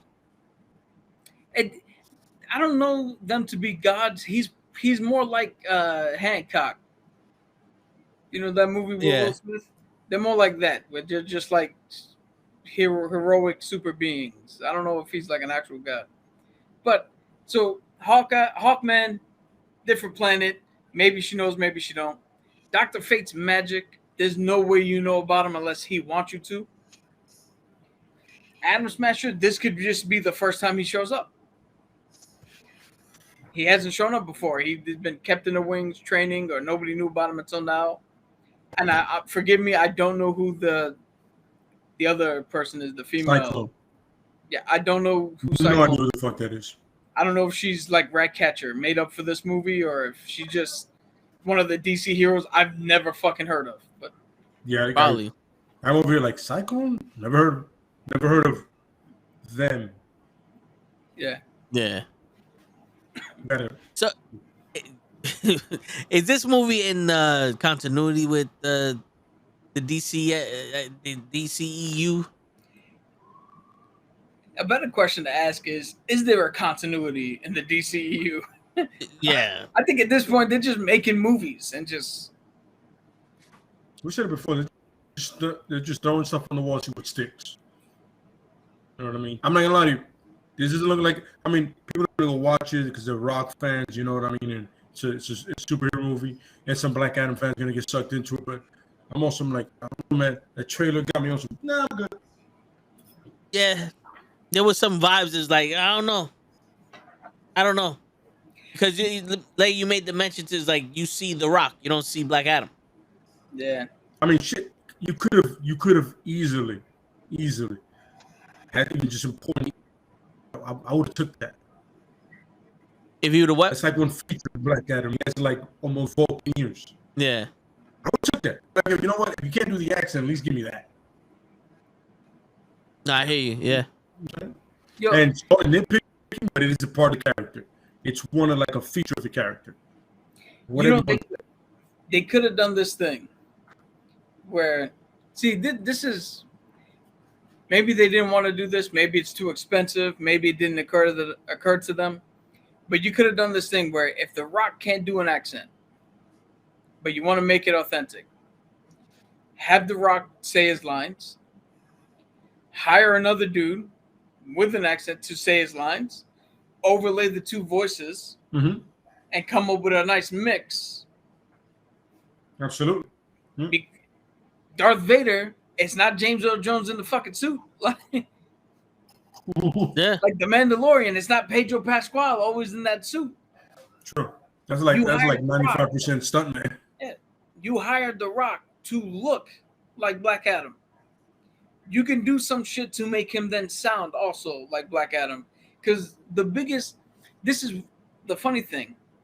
When The Rock's on screen, I'm like, I can skip this. But when Dr. Fate is talking, I'm like, yo, I want to see Dr. Fate do some shit. Yep. Because that wasn't Pierce Brosnan to me. That felt like Dr. Fate. Absolutely. Hawkman, even though they did the whole race change, he still felt like Hawkman. Atom Smasher felt like Atom Smasher. And I know Aldous Hodge. I watched him on Leverage. That's who Hawkman is. Yeah. Okay. Like, I've seen him do other shit. I like his work. But it didn't seem like they had Aldous Hodge put on a costume. It is Hawkman was there. Mm-hmm. So it's a weird thing. It's like I want to see. I wouldn't mind seeing the movie to see these characters on screen. But then again, you're gonna have, it's like standing in line with Ninja Turtles, and you're like, oh, these people dressed up, cool. And then Chris Evans shows up, and you're like, oh, but that's Chris. Absolutely. You have nothing to do with this, but you. Yeah. Yeah, I'm just like, so we're not going to even give the accent a try. All right. Go. What? Go fuck ourselves with the origin. Authentic, respecting your origins, respecting representation, and go fuck yourself. Word. And then, especially right after they had the representation for Moon Knight. Yeah. It was almost like DC knew what they were doing. I mean, Marvel knew what they were doing. Like, oh, you're going to throw out Black Adam? He's an Egyptian superhero?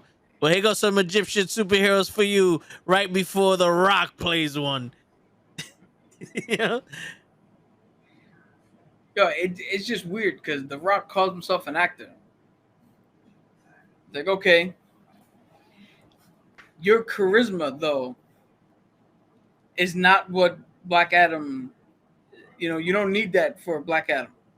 Yeah. Mm-hmm. And yes, we keep bringing up, if you want to see The Rock do a good acting job, watch Faster.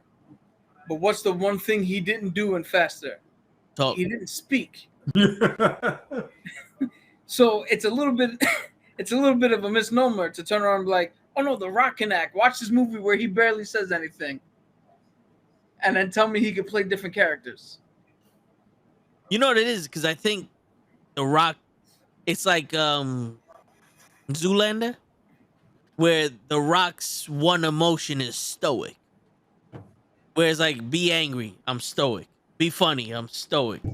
Be quiet, I'm stoic. You know what I'm saying? Like, because a lot of the shit that I seen from the trailer when he caught the missile, he's looking at it and you can still see that he's like stoic. He's trying to stand there like, I'm the most powerful human being. What the fuck is this? And it's The Rock looking at something. Like, I don't know if you noticed it. To me, it was like The Rock is trying to be confused about what the fuck he's holding. Mm-hmm. Absolutely. Yeah. Scene. It's always The Rock as somebody. It's not him embodying the character at all. Yeah. You know what I mean? What do you call it? That scene encapsulates what Lay's been saying perfectly.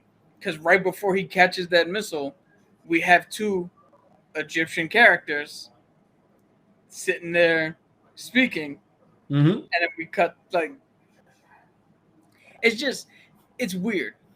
And the only reason why I say it's weird is because if you watch the Mission Impossible movies, we all know, it's Tom Cruise, but that's Ethan fucking Hunt on screen. Yeah. If you watch Top Gun, that was Maverick. Yeah. That wasn't Tom Cruise doing stupid shit. That was fucking Maverick. I completely agree. Oh yeah, I get it. So what if they turn around and go, we know everybody's gonna hate on The Rock because of the accent. If in the movie Dr. Fate, that's his name, right? Dr. Fate. Yeah. They resurrect him and he comes out speaking pure Egyptian, like he does. Like no one understands what he's saying. Dr. Fate does, but no one understands what he's saying. He doesn't understand what they're saying, and he casts a spell. It's like we can now understand what he's saying, and that's the Rock's voice is what comes out when he speaks. It's almost like an interpretation spell or a translation spell. If they do that, I'll be all right with it. That's a good loophole. Yeah, because then we're not hearing the actual voice. We're just hearing Siri say whatever he typed. So if they do that, fine, I'll give them the pass on that. Now let's see if they have the foresight for that. Yeah, it's true. It's a rock production company. That's not happening. Because what they can also do is he could just come out and go Lulu Dallas multipass, and they could just give him YouTube, and that's how he learns to speak. Yeah, he would just watch his YouTube really fucking fast, like. But then he'll do the old time and realize everybody needs to die. Yeah, that's true. You know what I'm saying? Yo, now that I say that, he watches Jackass 1. He's like, no, y'all motherfuckers gotta go. Now that I say that, watch one TikTok video. I don't know about it's over. Yo, I want that scene. I want The Rock to see. I keep saying The Rock and not Black. I want Black Adam to watch all of YouTube and TikTok, and that's how he learns to speak. And at the climax, he takes what he learns and he kicks open the door and just goes, "Surprise, motherfucker!" Hey, yo, and then he just finds a horse and he just starts riding. I want to take my horse to the old town road. I'm gonna ride till I can't no more. That would be hilarious. But then again, that's not Black Adam. You know what I'm saying? This is The Rock's movie. Yo, for a company who's done dark movies and wasn't afraid to have Superman be Batman and Batman be Batman and the Flash be Batman and everybody be Batman. Yeah. It's weird that they picked this character to try to do the fucking Marvel ha funny. Yeah. I don't get it either. I don't get it. I don't appreciate it. That one scene where Hawkman's like, "Yo, we don't kill people," and he goes, "But I do." They didn't hit. At least not for me. They didn't hit the way it felt. Like that should have been like, "Yo, yeah, no, Black Adam fucks motherfuckers up." Absolutely. I didn't feel anything from that. Me either. Actually, I was actually like, I wish I wouldn't have watched that. Yeah.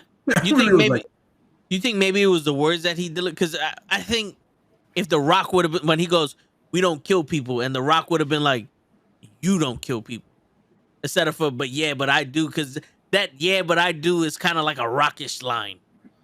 Yeah. Once again, that carries more weight with the accent.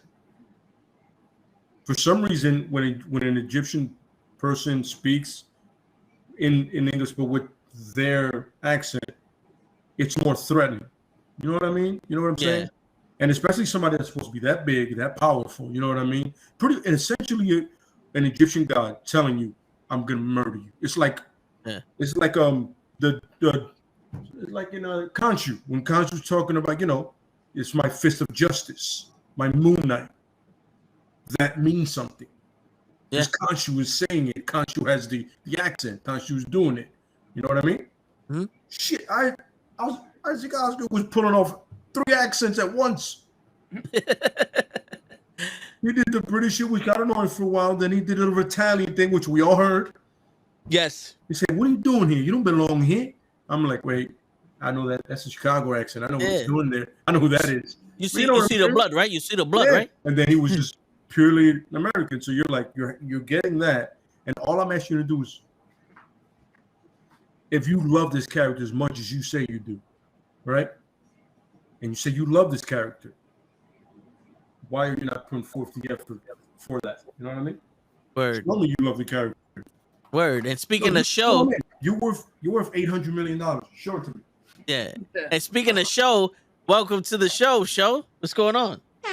Shogun of Harlem. What's going on, guys? We just got copyrighted. Nah.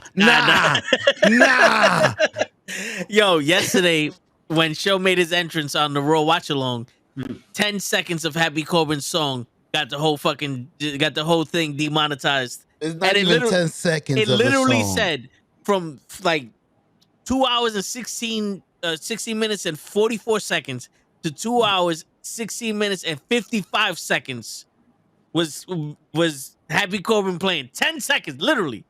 11 seconds. Copyright. Yo, Lay, it wasn't the song.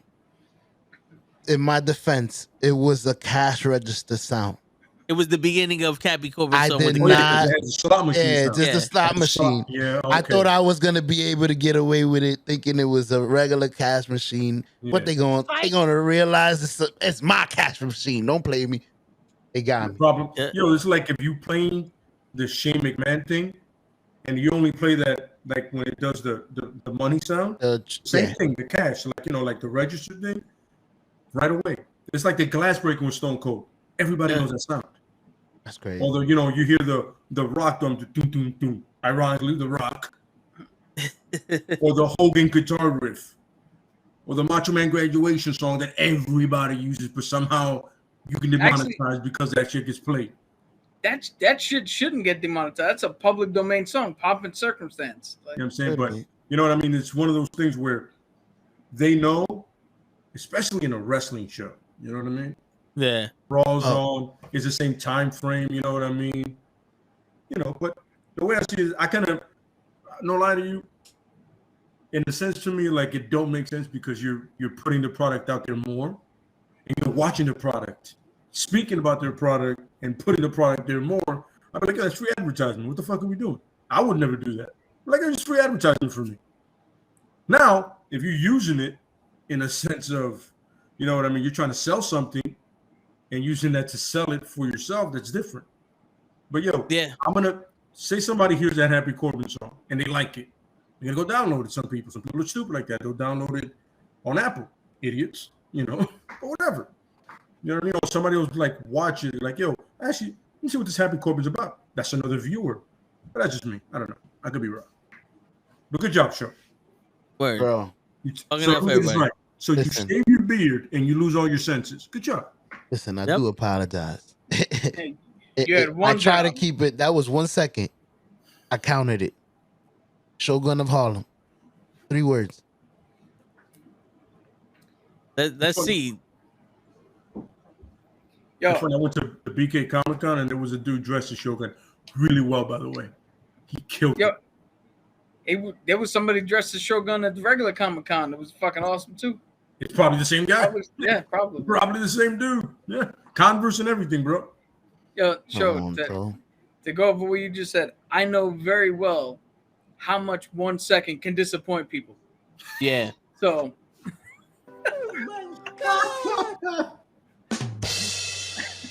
That's good. That's really good. That's good. It's good.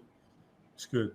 Oh man. But yeah. Oh shit. Wait a minute. Toes investigating. I see it. I feel like this movie's gonna. I don't know, man. And it's funny because it's gonna come out. It's gonna come out around Halloween time. What did this guy? Same guy? Yep. Same guy. Yep. Same guy. Yep. I was walking around. This showing up is Matt Brolix. Yeah. Is he charged? He's going to the weight room. He just walked around and I went up to funny enough, right after I took the picture with Ty Mack, fucking Bruce Leroy show, if you don't know. What? I saw him walking around. I was like, yo, I need to take a picture with Shona. You know what I'm saying? You just walk around and ask people. People are cool like that in Comic-Con. Like when we dressed up as the lanterns, people came up to us and took pictures with us. Yo, that was the weirdest shit to have some guy be like, yo, can I take a picture of your costume? I was like, hell nah. Yeah, he was like Irish or some shit, right? Some sort of European. Yeah, he came from another country. He's like, yo, this is the best Green Lantern suit I've ever seen. And he took pictures with us. To be fair, I think we were the only lanterns of any kind. That's true. That's true. But the blue lanterns. That's by default. What? Yes. Don't say that to me. The blue lanterns disappointed me because some dude walked up to me and went like this, like the fist pump. So I fist pumped him. He goes, "No, man, I'm showing you my ring." I said, "Nigga, that's not how you show somebody your fucking ring. You don't just walk up to them and put a fist out." Yeah. Like asshole. Keep that in mind. If you want to show a ring, you don't fist people. You fucking cocksucker. You get fists back. But speaking of fists, show. Have you seen episode 1 of Miss Marvel? I actually have. What do you think of it? Dope. I personally enjoyed it. It did give me the vibe of that channel that is for teens. I don't know what the name of that. I don't know if it's Teen Titans or it's on that channel where you see Futurama, you see all those cartoons that are for like 13 Cartoon year old. Network? Nah. Wait, are you talking about it's Freeform? you said free porn? Nah. Freeform. I'm just fucking with you. Yo, I I've heard never you heard through of my headphones. That's how loud he fucking He said. said, you motherfucker. Nah. Anyways, it's like a teenage channel. That's what it gave me. Where Hannah Montana and all of those be in. Nickelodeon? Yeah. Let's say Nickelodeon. Nicaraguan. Let's say Nicaraguan. Let's say Nigeria. Let's say Nigeria. They're like straight garbage. But yeah, it gave me come on, it gave me vibes of that. Like, but it was cool though. Towards the end, I started getting into it. She started getting her powers. It started losing the teenage ish. But I see it in like, I can see her joining powers with Spider-Man, maybe. Teenage Spider-Man. Jordan Maybe. Powers with Spider-Man? No, not Jordan Powers. Little. Isn't she a superhero too? Little Miss Marvel? Yo, for everybody, show just got here, but we can tell he's half asleep. So, okay, good night, yo. Bro, who are we talking about here? Miss Marvel, the The Pakistani little girl. cartoon, the little girl, Yes. Miss Khan. Are we Yeah, good? Kamala Khan. She is Kamala not Khan. a cartoon. I didn't say she's a cartoon. I said she's a teen. It's like a teenage vibe. It's not a. She's a teenager. That will conclude And this the evening's show has entertainment. been showinized. Bruh. Oh man. Gosh darn it! I was trying to be normal. Why you gotta start asking questions? You know what I mean. This is a show. No. Not for my 5-year-old. My 10-year-old, my 13-year-old. Yeah. We're asking the questions because we don't know what the fuck you're talking about. Yeah, show. All we want is English, motherfucker, do you speak it? Sometimes all right. I do know shit. Spanish too. All right. Well, you. I hope it's better than your English. But anyway, you like this? Do you like the episode? ¿No entiende español? See. See. That's the only word you know. No, my man. Ahí se jodió. Yo, you're so good into the Entonces Spanish. se jodió ahí. Entonces se acabó. Yo, go ahead, You turn Cat. around, so you know other words in Spanish besides no? Of course I do. With the Spanish. 105.9. ¿Qué? Like he's about to say something. Yo, that was Hey, That was still sound better than the. This is true. This is true. I'm gonna say. Hey, unlike Yeah, his lack of accent, there's an actual reason why New York born Puerto Ricans don't speak Spanish. So That's right, motherfucker. Anyway, so let's show. Let's do this It was for a real. dope. Go ahead.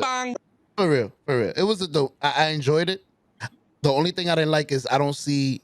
Well, it's only one episode, but I don't see how this is gonna lead anywhere into the Avengers, which is where I'm interested. Like, where are we bringing it? Where are we? Where is it coming from the right? Where Hulk comes in at the end and surprises everybody. Don't mind me. That's how my brain is thinking.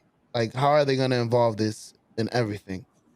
You bring in the Hulk and No. not I was Captain just giving an Marvel, who example. All right. who Example. she's Okay.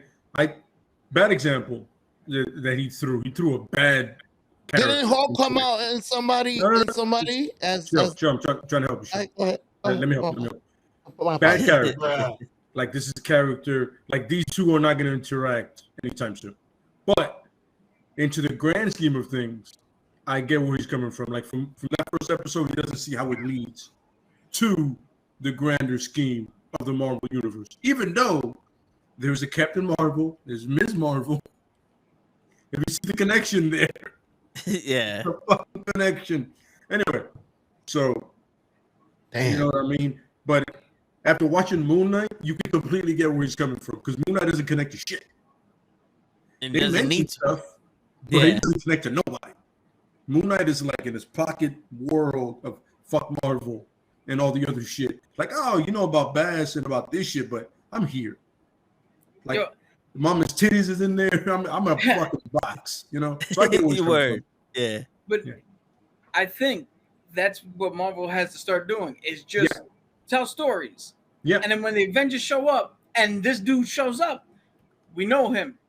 Like, oh shit, Moon Knight's here. Cool. That's we know him. that's what they did. The first 10 movies had nothing to do with all the other ones. It's the little scene at the end that drew them in Yes. together. That's Whatever you I've been understand. saying from what do you call it, Infinity and Endgame on. True. What I've been saying. Everybody's gonna like show expecting everything to tie in all at once, all together.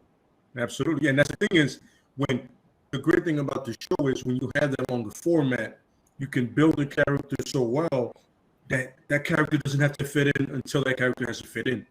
Right now, we're just going on a journey with the character. Like right now, Moon Knight cannot meet another fucking individual, and I got no problem with that. Moon Knight cannot meet anybody.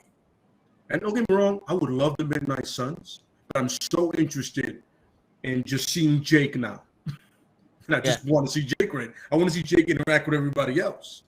You know what I mean? So that's what it is.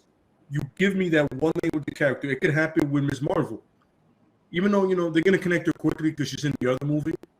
You know, but if you would just give me Ms. Marvel and Enemies and then go on from there to season 2 where then she would connect, great. But after Moon Knight, I want more character to come out. Oh yeah, It's definitely. exactly like Daredevil. You know what I mean? I got so much character development from him and Fisk. Yeah. And Foggy. You know what I'm saying? I'm not gonna lie to you. I don't even care about Karen. Yeah. Not even an arc in season 2 with the Punisher. I was like, yeah, whatever. You know. Because I've read about it in the comics, and even then I was like, I could care less about you. But when I get that much of a character and I get to understand the character more, I don't necessarily need him to connect to nobody. You know what I mean? If season 2 of Moon Knight is just him, is just them dealing with Jake, beautiful. And then at the end, he meets like one Midnight Sun, fantastic. You know what I mean? But you gave me a very interesting character. Right now, Ms. Marvel is really interesting because the girl has all that charisma and all that life. Yes. I got no problem just it being about her.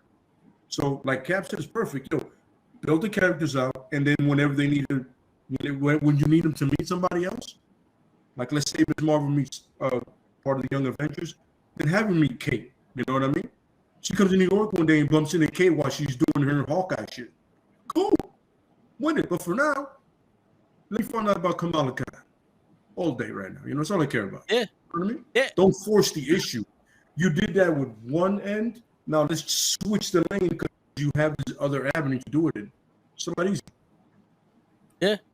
And So also, but then he had to force it at the end with him meeting these people. Like, yo, had that happened part 2, Shang-Chi, that would have been perfect.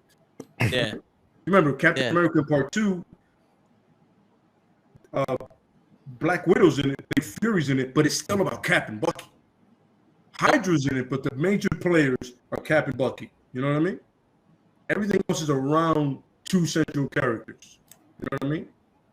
Well, you can do that. Yeah. And I think the most important arc in that show has to be with her and her parents. Absolutely. And like you guys said, those bracelets. What exactly in their families have to do? How long in the lineage is it for? Did somebody find it? Has somebody used it before? See what I'm saying? But this is her character still. This is not Marvel. And let's say if they say like somebody like Warlock gave it to her, right? Like gave it to her family members years ago, thousands of years ago, right? Because they have those bracelets of power, if anybody knows. And let's say if he does it, but that thing is Warlock is gone from that. Now it's just about her family. You get the Warlock nugget, but when you get back to it, it's like it's been passed down to her family. So they've been doing good with it. You know what I mean? Oh yeah. And this could also be a way to turn to connect the Eternals. Well, let's not get ahead of ourselves. Let's leave that piece of shit alone until somebody finds a way to connect it properly. You know what sucks? The woman that directed it is a great director. Yeah, he really is. I just don't know what happened. Outside of it being a Marvel movie, it was a good movie. I want to agree with you. Listen, take out the parts where they talk about Thanos, and this is supposed to connect in the Marvel universe, and watch it again, and it's like this is an okay movie. See, I'm gonna have to do it. I'm gonna do what Cap did with No Way Home. I'm so personally into it because the Jack Kirby and Eternals, and I know the story that I can't separate it. No, I Like completely somebody understand went in there and said, Jack Kirby, fuck your creative mind. I'm gonna do my thing. He goes, no. The problem is you can't do that with this property. This is Jack Kirby's New Gods in Marvel. You can't do that. Certain things you can take a liberty with. Don't do this. Jack Kirby. This was like, I wasn't able to finish in DC, but I can do it here in Marvel. And somebody goes, fuck you, Jack. Like, no, that's fucked up, man. You don't do that. But I get what you're saying. Like, if you look at it from the outside, it could possibly be a good Justice League, not Justice League movie. No, yeah, that was the best Justice League movie we got, and it was short. Oh yeah, we didn't need 17 hours to fucking get a Justice League movie. Yo, 4-hour Justice League movie or 4-hour Lord of the Rings movie? Which one are you watching? Lord of the Rings, because that makes sense.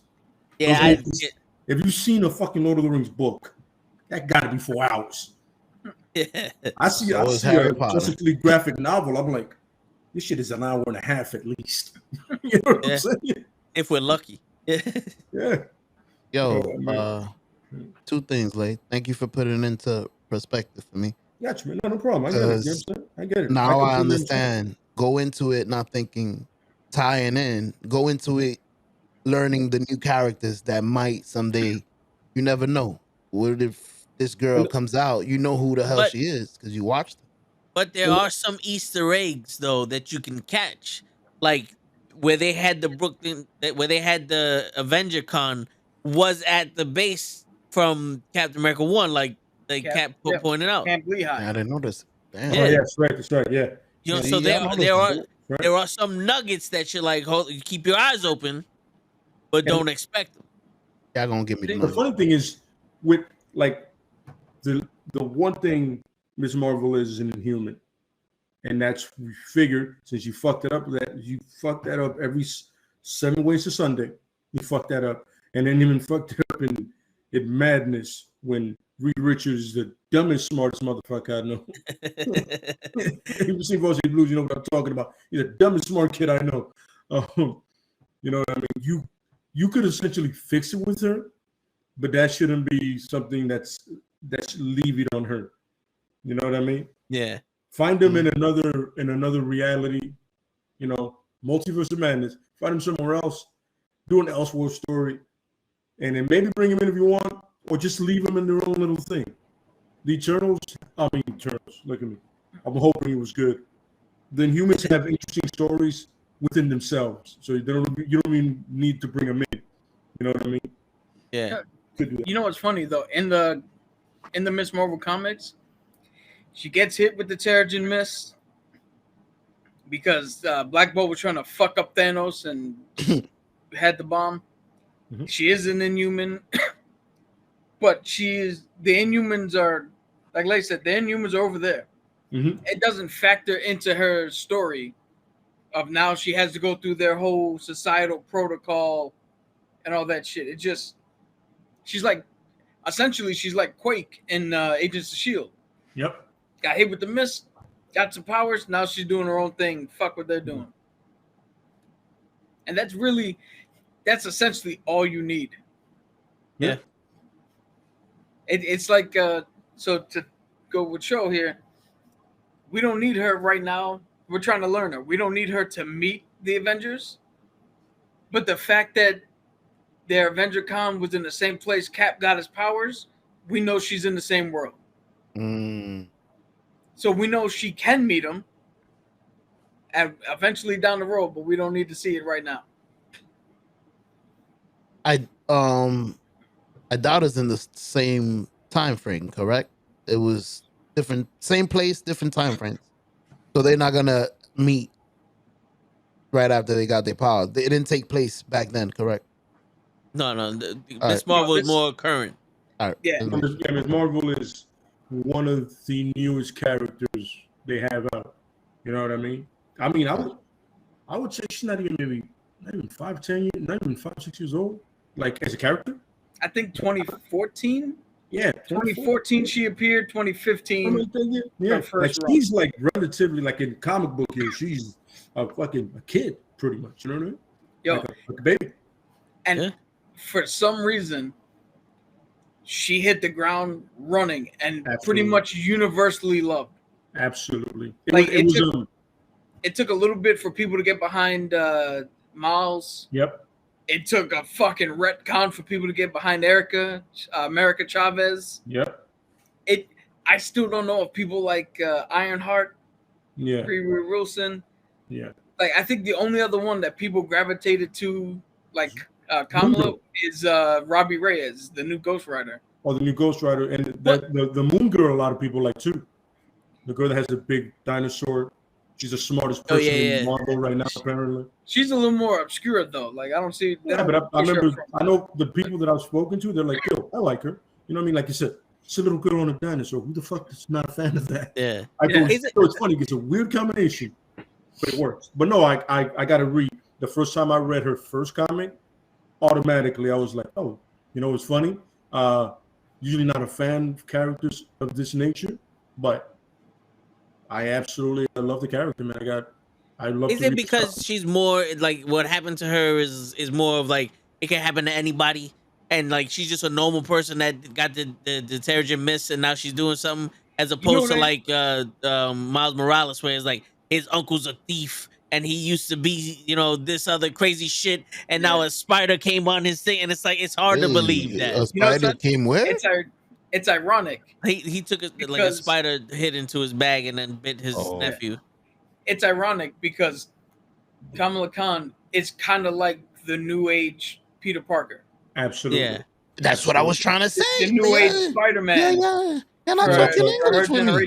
Which is and weird. it's funny because it's funny because Miles, I don't think was that massive fan of Spider-Man, but Kamala was a massive fan of Ms. Marvel, right? Huge fan of hers. And then she gets powers not like her, exactly like her hero, but she does want to go about doing the same thing when she realizes she has it. You know what I mean? So it's one of those ironic twists, but a very deserving ironic.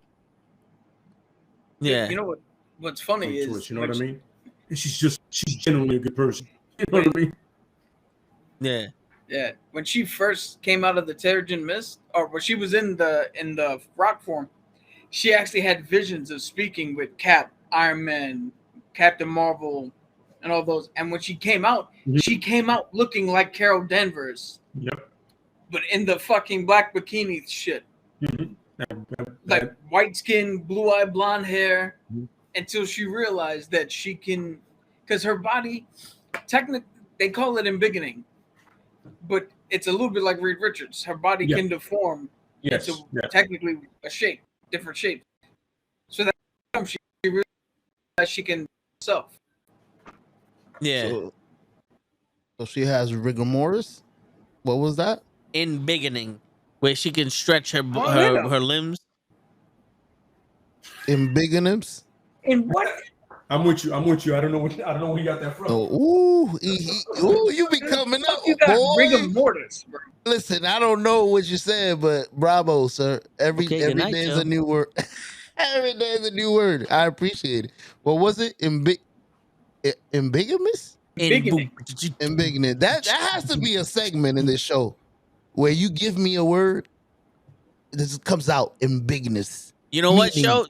You know what, show? You show up every week and Cap will give you a fucking word. Perfect. Meaning. You know, yeah. It ain't gonna be no bing bong neither. All right? No. It's never a bing bong. Bing bong. Yeah. Oh man. Yeah. But continue. You know. No, well, you continue. What? Do you have anything more you want to say about the? Yeah. I heard from something that Lay had said. I just got an idea. I don't know if it did happen. Since at the ending of Shang-Chi, like you said, Wu comes out, boom, boom. I haven't watched Doctor Strange, but when he got into problems, did he boom, boom go and get No, Shang-Chi? What's good? no, No? No. Why not? That shit would have been. I don't Listen. think the problems can relate to. yeah. No, just, Yeah, oh, those he, problems. he wouldn't be able to watch out. You know what it was? A little bit above change. Yeah, yeah. Doctor Strange was sitting there going, "Yo, we need the Book of Rigor Mortis, and we need the Book of Fate, and we need this." But also to throw in a little waka here and there. Nah, but he got rings. You know, would get the. Come on, he got 10 rings. He got 10 rings, but Yo. them 10 rings don't do shit to the fucking death book of magic in the dark hold. Guys, You know? sure. Oh, that's not my fault. Go ahead, sir. Sure. If you ask me for help at like a pub quiz or something, I would come and help you. Hence Wong showing up at the end of Shang-Chi. But if I went to a trivia thing, I would never ask you to come with me. Hence Doctor Strange not calling Shang-Chi. It's a perfect analogy of this whole thing. That's Yeah. perfect. Yo, if you ever get in a little like squabble at a fucking convention, listen, I know who I'm gonna call. I know who would know this. Show, what's the word? Incumbigous. I would never know. That would be. I understand. That's perfect. Yeah. That's There you go. perfect. I appreciate it. Speaking of Shang-Chi, did you guys see the extra scene in the end of the first episode of Ms. Marvel? No, I didn't get a chance to do that. No, Oh, I saw it leaving. Like I saw it, then I went to work. Oh, yeah. No, so after the credits, there was another scene of two cops, the cops FBI agents. They're the officers for the damage control. Oh, I love that thing, man. I wish that would have been it was supposed to be a comedy, and I wish they would have done it, man. Because I love The same guy who arrested Peter Parker in No Way Home. Oh. They walked up to him and was like, "Yo, we've never seen this before." And it almost looked like he recognized what was going on, but he was like, "Oh, we need to go talk to her." That's cool. Okay. He's like, "There's a bunch of them beginnings coming around here. We gotta talk to her." So, what are you guys are guessing is going on? Here's the thing. I can't make a guess because I've watched other people with more knowledge than I have, and I'm just only inclined to agree with what they say because it makes fucking sense. And I didn't know about it from the comics, so I'll let you guys speculate. Like I said, I don't have enough of that episode. I didn't get enough to be like, all right, they can go here or there. So I just want to see the second one. Usually by the second episode, you can start building stuff, you know, unless they don't give you shit in the second episode as a filler, which would be ballsy, by the way. We're going to get one episode at least as a filler, but if the second episode is a filler, first of all, go fuck yourself. Second of all, You need a t-shirt. I'm just realizing how ballsy, because the second episode should hook us. That's what both Hawkeye and Moon Knight did. Right away. That second episode, you're like, okay. But if you fuck around second episode and you give me that filler one, like the what if with Thor, I'm gonna go, why would you do this? No, go back. You were doing it good. First of all, dot. The other day I went back and watched that episode, that what if episode with Thor. I hate it even more now. Because that could have been the Gamora episode. Yeah. That was a waste of an episode there. Holy fuck balls. I watched it and I was like, so in order to make myself feel better, I went back with Hank Pym killing everybody. Word. Was that also the second episode of that? No, that was the second episode. I think that was like the third. Okay. I would expect the third. She just got her powers, so now I want to see her do something with it, like practice and see how powerful she is, and then you can get the full. You always have to have a little training montage just to make the world better, especially with like a teenage movie. It's like Karate Kid. You got to train a little training montage. I want to see what happens with the mother, because we left off with the mother being disappointed in her that she snuck out. Like, does the mother find out that she got the bracelet? Does she see that she's acting different now, and she's trying to investigate what's going on here? Because the father's totally oblivious. Oh, You know what I'm saying? bracelet from. My apologies. Sent her. The aunt sent it from Egypt Her, as her. one of her mother's sister. grandmother. Okay, so 'Cause her, what if the mother knows? Like, yeah, oh, what- we're speculating that the mother knows about that bracelet. like Yeah, the mother had you knows showed about up everything. about- I'm Supergirl. If you showed up about 2 hours ago, you would have heard both Cap and Joe say that. Yeah.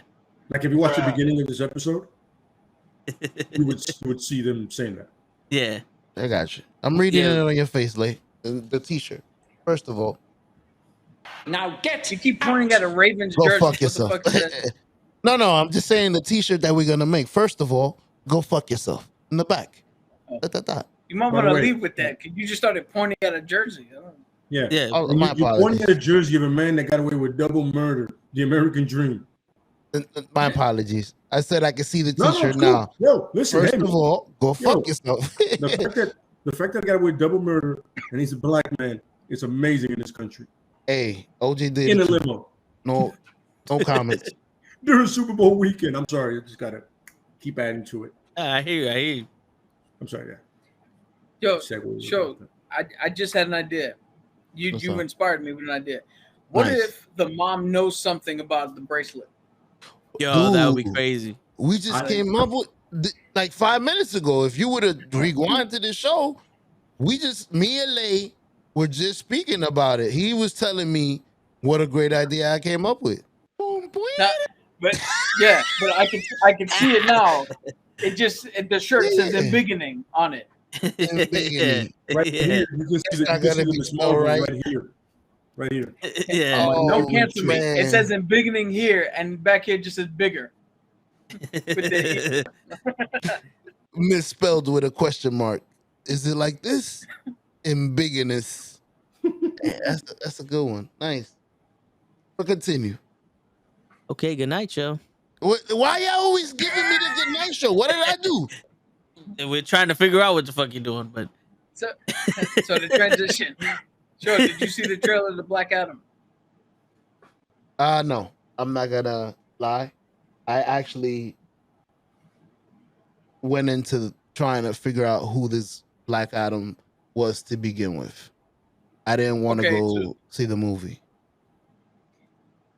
All right. No, so- I didn't want to know him from The Rock. I wanted to know him from the comic. Let me I speak kind English. of, Okay, I so what did you completely find understand out where he's coming from. Okay. I don't want Yeah. to know The Rock's interpretation of him. Correct. I get it. Okay, I get it. What was your next question, Cap? I didn't hear you. 'Cause you just said that you went in to look into who he is. Correct. So what did you find? So far, because I wasn't able to get much, I'm gonna like this character because he's one of us. He's a slave that escaped, and then got his powers. you don't Yeah. remember that happening to us, Lay? Wait a minute. No, I'm saying he's. What Hold I up. was trying to say, Back- he's black. back- So hold he- up, I'm hold up. gonna like. Oh Back, my back god. the Underground Railroad up. Go to the back of the- Oh, so we're not black? Wait a minute. what- No, that's what I'm not saying. I'm saying at what point were you a slave?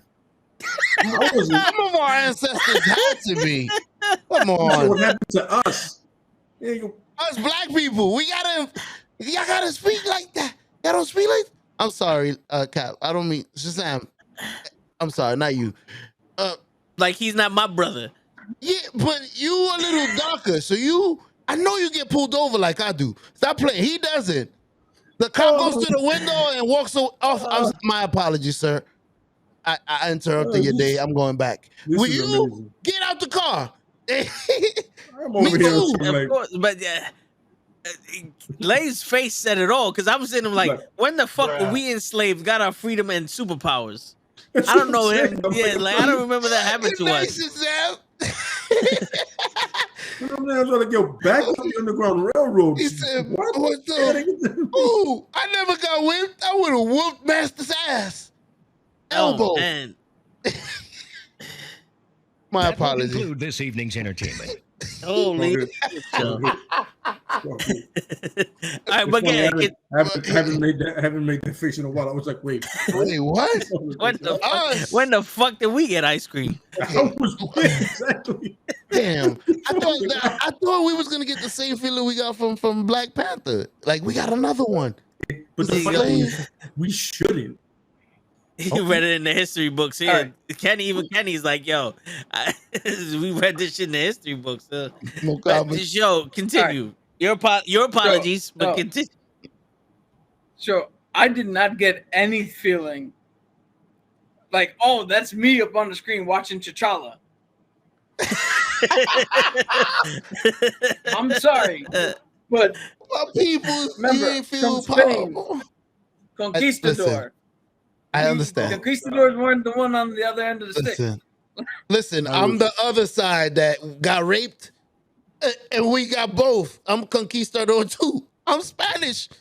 I'm Spanish and African. Well, didn't they? Isn't that how you made Dominicans? The slaves All right. got raped. My bad. How in the blue fuck did you go from Egyptians to this? My I'm bad. gone Continue. right He was saying Spain. I was just never mind. Continue the show. You still don't look at don't you. make it look like I started Okay, good this night, Joe. conversation, motherfucker. I was just ending. I was going off of what you fucking Holy said. shit! How did we get here? I'm sorry, yeah. so. So show, Yeah. Call me back when we start talking about comics again. yeah. Show. Yeah. You apologize. We got I past that part. apologize. You wanted Yeah, me here, huh? Yes. You No, wanted no. me. This is what you wanted, huh? Are you not All right. entertained? Wait. We are Wait. entertained. Wait. Why are you getting so aggressive? I just had to do the No Russell one's Crowe. asking. Yeah, Yeah, no one's see that? asking you to do a French accent. I can't do the Russell Crowe. You know what I'm saying? No one's actually do a French accent. Sponsor you. None of that. You know what I'm saying? No, that okay. What Okay, what I would like to have right now Mm-hmm. is for you to tell us what you found out about Black Adam. Okay. Almost. We don't need the historical documents of the real life. How he. That's what I found out about the character itself. Okay, He used to be a slave. There you go. All right. He freed himself. All right. I believe he became a champion of something, so he earned power. That's what I got up No. to. All right. So Shazam, which is Correct. the wizard, Mhm. chose him as his champion and gave him the power of the gods. There you go. See, I was reading the right book. None of I that. said champion. Yeah, none of that One word was right. is any of our lineage, though. We were not chosen by a wizard. Listen, I just want somebody to choose me to go to the Bahamas. That's all I want somebody to choose me to do. Word. I want the power, just choose me to go to a trip to the Bahamas, like Eddie said in Golden Child. Why can't somebody pick me to go to the Bahamas? Why I gotta go to Kathmandu? I'm just saying. Word. Pick me and go somewhere nice. Yeah, I would love to yell Shazam and be able to throw lightning. Oh no. Or at least My show. whole shit would have been fucked up in here. I can see it. I can see it now. He was one of us. We were slaves, and then just Cap was going up to him. Vroom, bop. Not me, you dummy. I tell you this much: if this movie is successful enough, right, and somehow Shazam comes in and Superman, there is a great Superman Shazam Black Adam cartoon called Superman All Star. And there is a fantastic scene where you can tell Black Adam is about to fuck both of them up. Yep. Because, Superman is susceptible to magic and Black Adam is more experienced than Billy Batson. Billy Batson is who Shazam really is. Joe. Got you. Thank you. Okay? He's a kid. Like, what the fuck is that like But, Taekwondo? you can tell, like, What the fuck is that? once he hits Superman, he goes, susceptible to magic. He points at him like, oh, he's susceptible to magic with an Egyptian accent. Yeah. And it's like it's funny because it's short, but it's one of those things where it's so precise and it's so great. Now you watch it, you go, why can't DC do this? Like the thing, I don't think the thing is even in 20 minutes, over 20 minutes, right, Cap? It's not even that long. No, it's not. Yeah, it was like maybe 30 to 40 minutes tops. Yeah, 30 to 40 minutes tops, right? But the point is, it's so simple, and it has three of the most powerful beings in all of DC, literally fighting it out, and it's one of the coolest shit you've ever seen, son. And for some reason, you can't put that on the screen. Does the cartoon belong to another like thing? Like that's the only thing I would think. like they would get copywritten. You're basically rewriting No, but exactly what DC, we no, did. DC owns all of that. Okay, now that's what I was asking. No, No, I'm asking because y'all always all say they your can't Mac. bring stuff together because this person No, owns no, that and alright, this No, alright. person that. that kind of thing is Sony and Marvel at one point. Like Sony still owns Spider-Man, so they can only share it, Marvel and them. But as with DC Warner Brothers owns all that shit. They just don't know how to do anything with it because they're a bunch of fucking morons. And now they're trying to start all over. Hey, yeah, I gotta explain this to Ricky. I'm pretty sure I'm not the only one. It's Yeah, but people I'm out saying there if anybody out thinking there Rookie, the not same Ricky. thing. Superman All Stars, Not Ricky get a chance, Moore. watch it. I'm telling you, of 30 to 40 minutes, and you're gonna be like, I need to see that in live action. Just like I need to see Blue Beetle and Booster Gold in live action. Because that would be your buddy cop movie for years to come. You can do at least 4 of those bad boys. Speaking of Blue Beetle, did you see the costume design? Oh man, for the new Blue Beetle? That actually looked pretty fucking good. It's beautiful, man. It's funny because I remember I sent it to my cousin, right? And he was like, yo, it looks exactly like it did in the Judas affecting, the Judas storyline. Remember the cartoon that they kind of based it on? Yeah. And I was like, exactly. And you know what they did? The crazy thing is they got somebody of the right ethnicity to play the kid. Yeah, see? It's perfect. That you can't get. Yeah, that almost looks Iron Man-ish. Dope. Yeah, but you can't get, because if you ever see the comic book thing, you can't get no more accurate than that, bro. And then when he has his mask off, it looks the same way that this stays up, like the collar. It's perfect. And that kid has great hair, so he can go fuck himself. Word. I believe it's the same kid from Cobra Kai. Yeah. Yes, it is. Yes, it is. When I heard they casted him, I was like, I'm with it. You know what I mean? I can see it. Yeah. They did that for you guys that always complain. Oh, this was like that. Now listen, we did it exactly the same. Don't ask us nothing. I tell you right now, if that dude would have been casting somebody other than somebody Hispanic, I'd have been like, you're wild. That's the whole point of this character. Yeah. You know what I'm saying? That's the whole point. And by the way, they had a thing going around that Jason Sudeikis was going to be this dude. The original Blue Beetle. I was so ready for that. Because you can imagine who the cast as Booster Gold if they would have done it that way. That would have been magic, son. That would have been magic. But it was not to be. I got hyped too about that. And now they want Lady Gaga as Harley Quinn. Ooh. Would y'all give her a chance, though? No, we already got a Harley Quinn. I given okay. That's not a good example. Margot Robbie is she Harley Quinn? No, but this is for the other Joker movie, the one that Todd Phillips did. We already had a Will Smith, so what? Then they switched him to Eldris Elba. Good night, Joe. That's what I was trying to say. To who? Eldrick Starbuck? Eldris isn't his name Eldris Elba? Idris Elba. Idris Elba. That's Bloodsport. Bruh. Yeah, it wasn't the same character. Yo. He had a fucking accent. Sure. You know why the wizard wouldn't pick you to get the powers of Shazam? He wouldn't want you to run down the screen like Shazam. And just nothing happens. Suzuki. Fucking car comes at you. What word is it? Un pendejo. It's funny because you just go up to the wizard, you find him, you go, that's the guy you picked? Word.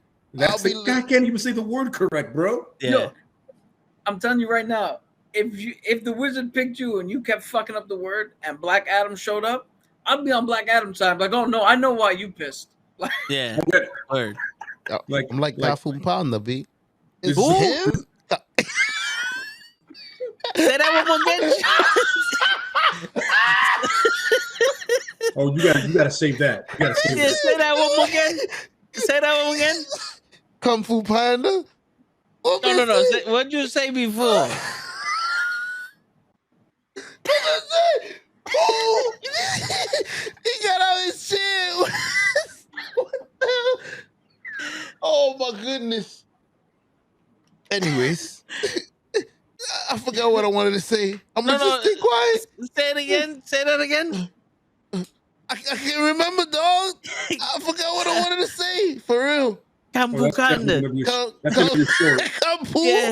Kung Fu Panda.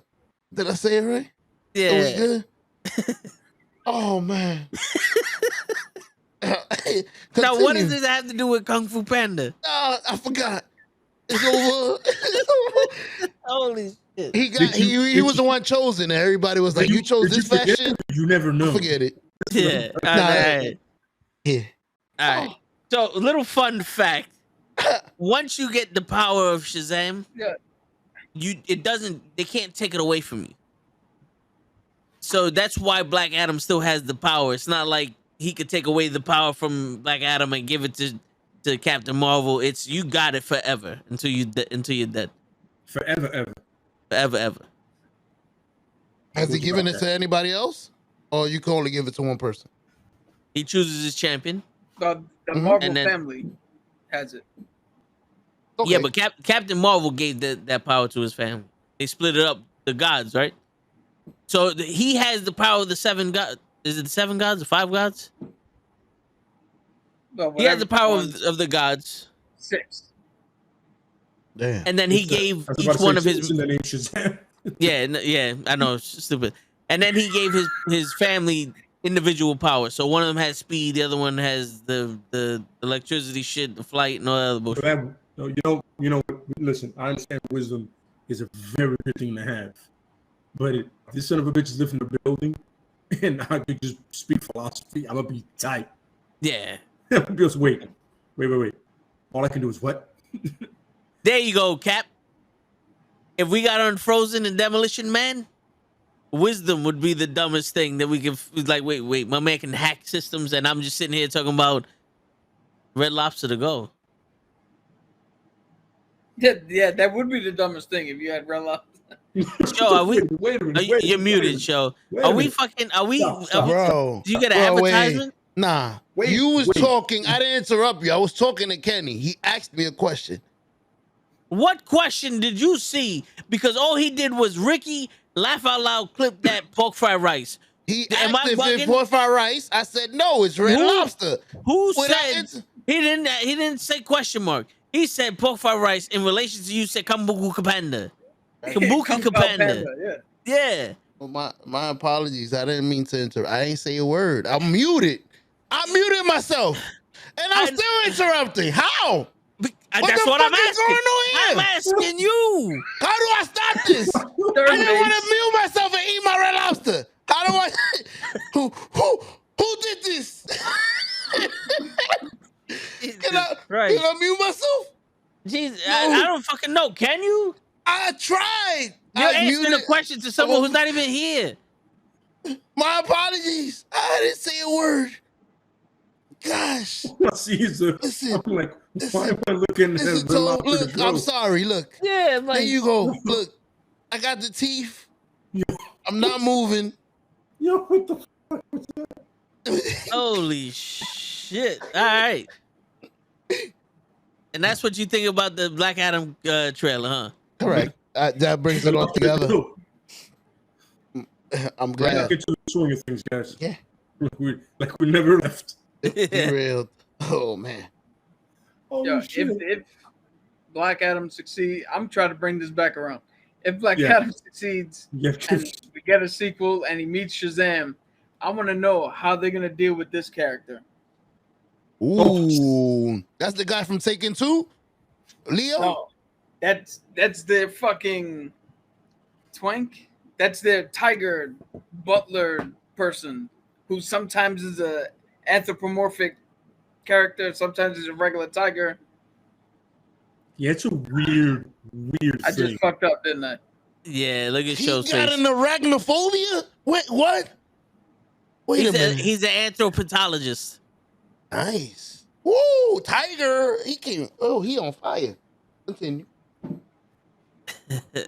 Listen, I like. You want to tell him what antiseptic morphic means? Damn, you know how to say it. You made it look good though. Go ahead. It's when they take a animal character and give him human traits, such as See? he walks on two legs, he dresses in a suit, he speaks English. Such That's all we that done means. with you show. Got you. Yeah. So is the Spink Antifamori or whatever? What? He's not on the Maury show. The half human, half horse? The half human, half the centaur? The centaur, yeah.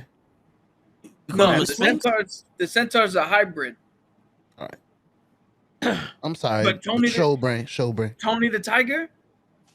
That's Anti anthropomorphic. see anti Look, just to help you out. Just like Toucan Sam. Okay. Yeah. Okay. Gotcha. Thank you. Not for can stand. Educate the Toucan show. Segment of the day. Continue. Black Adam.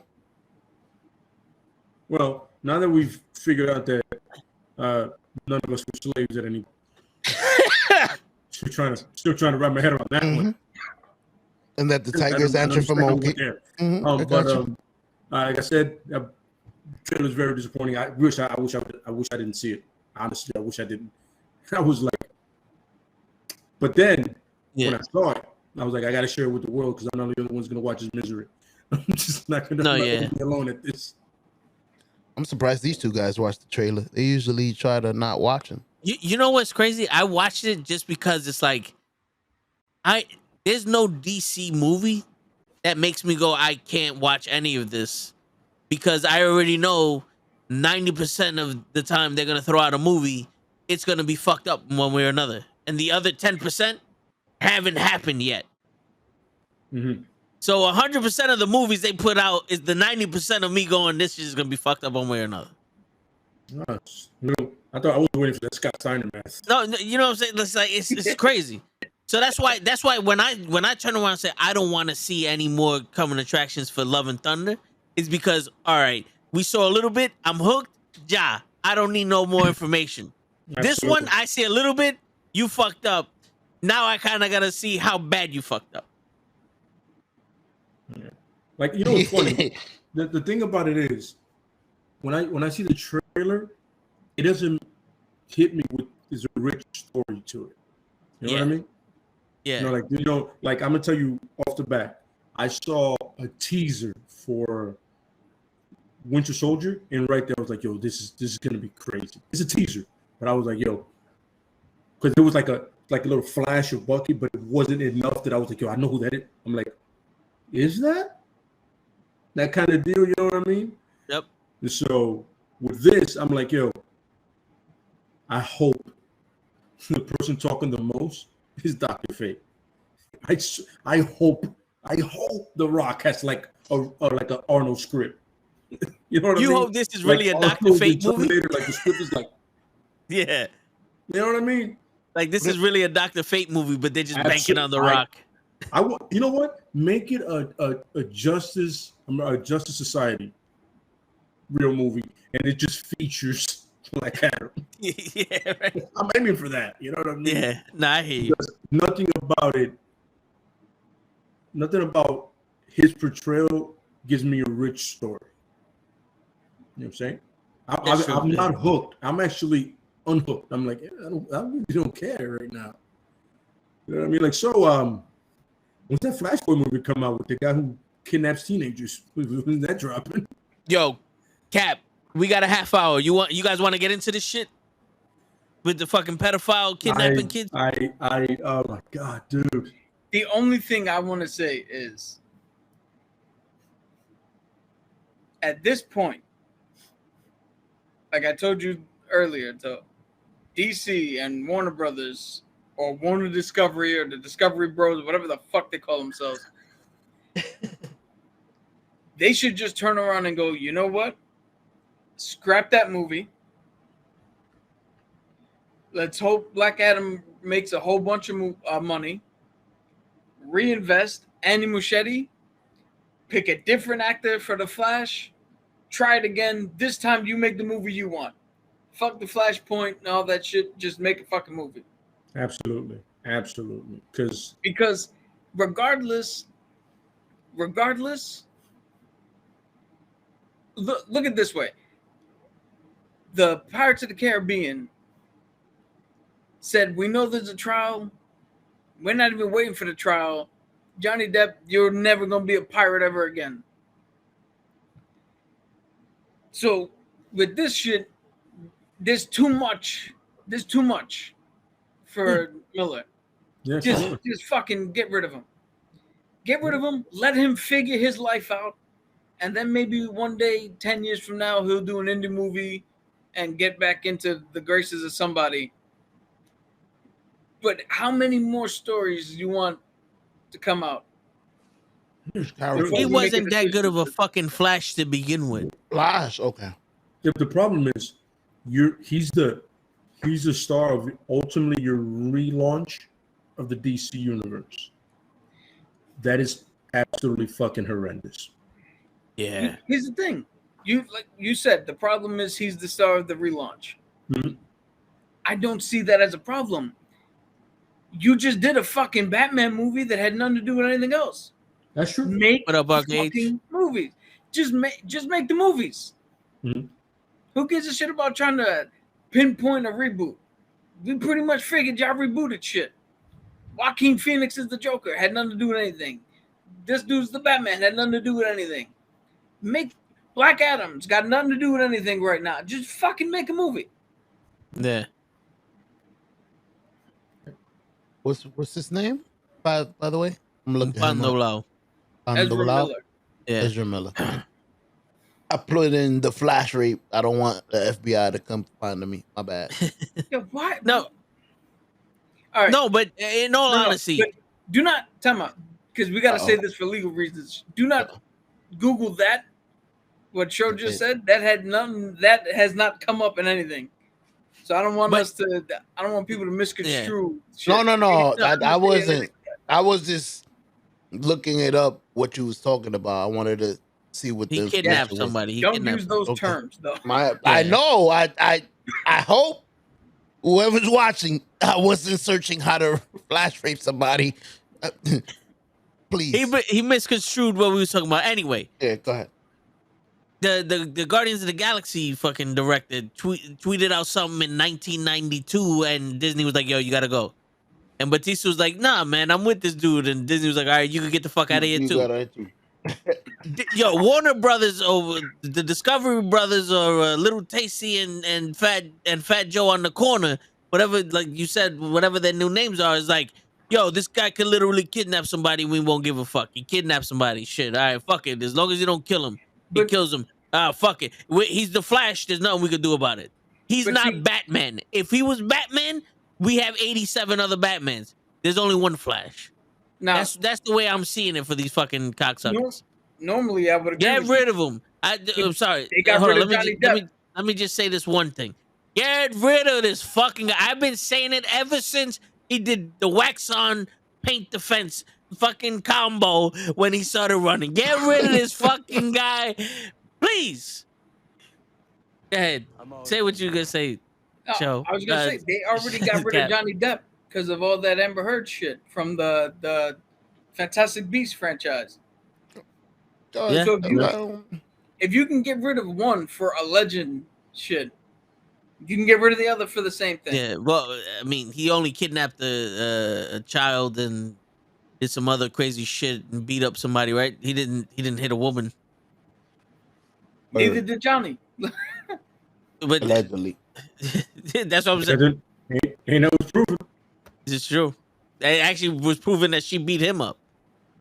She got to pay him. Yeah. He said he let her go? Whoa. Like, I don't got it. Johnny's like, well, that's tough.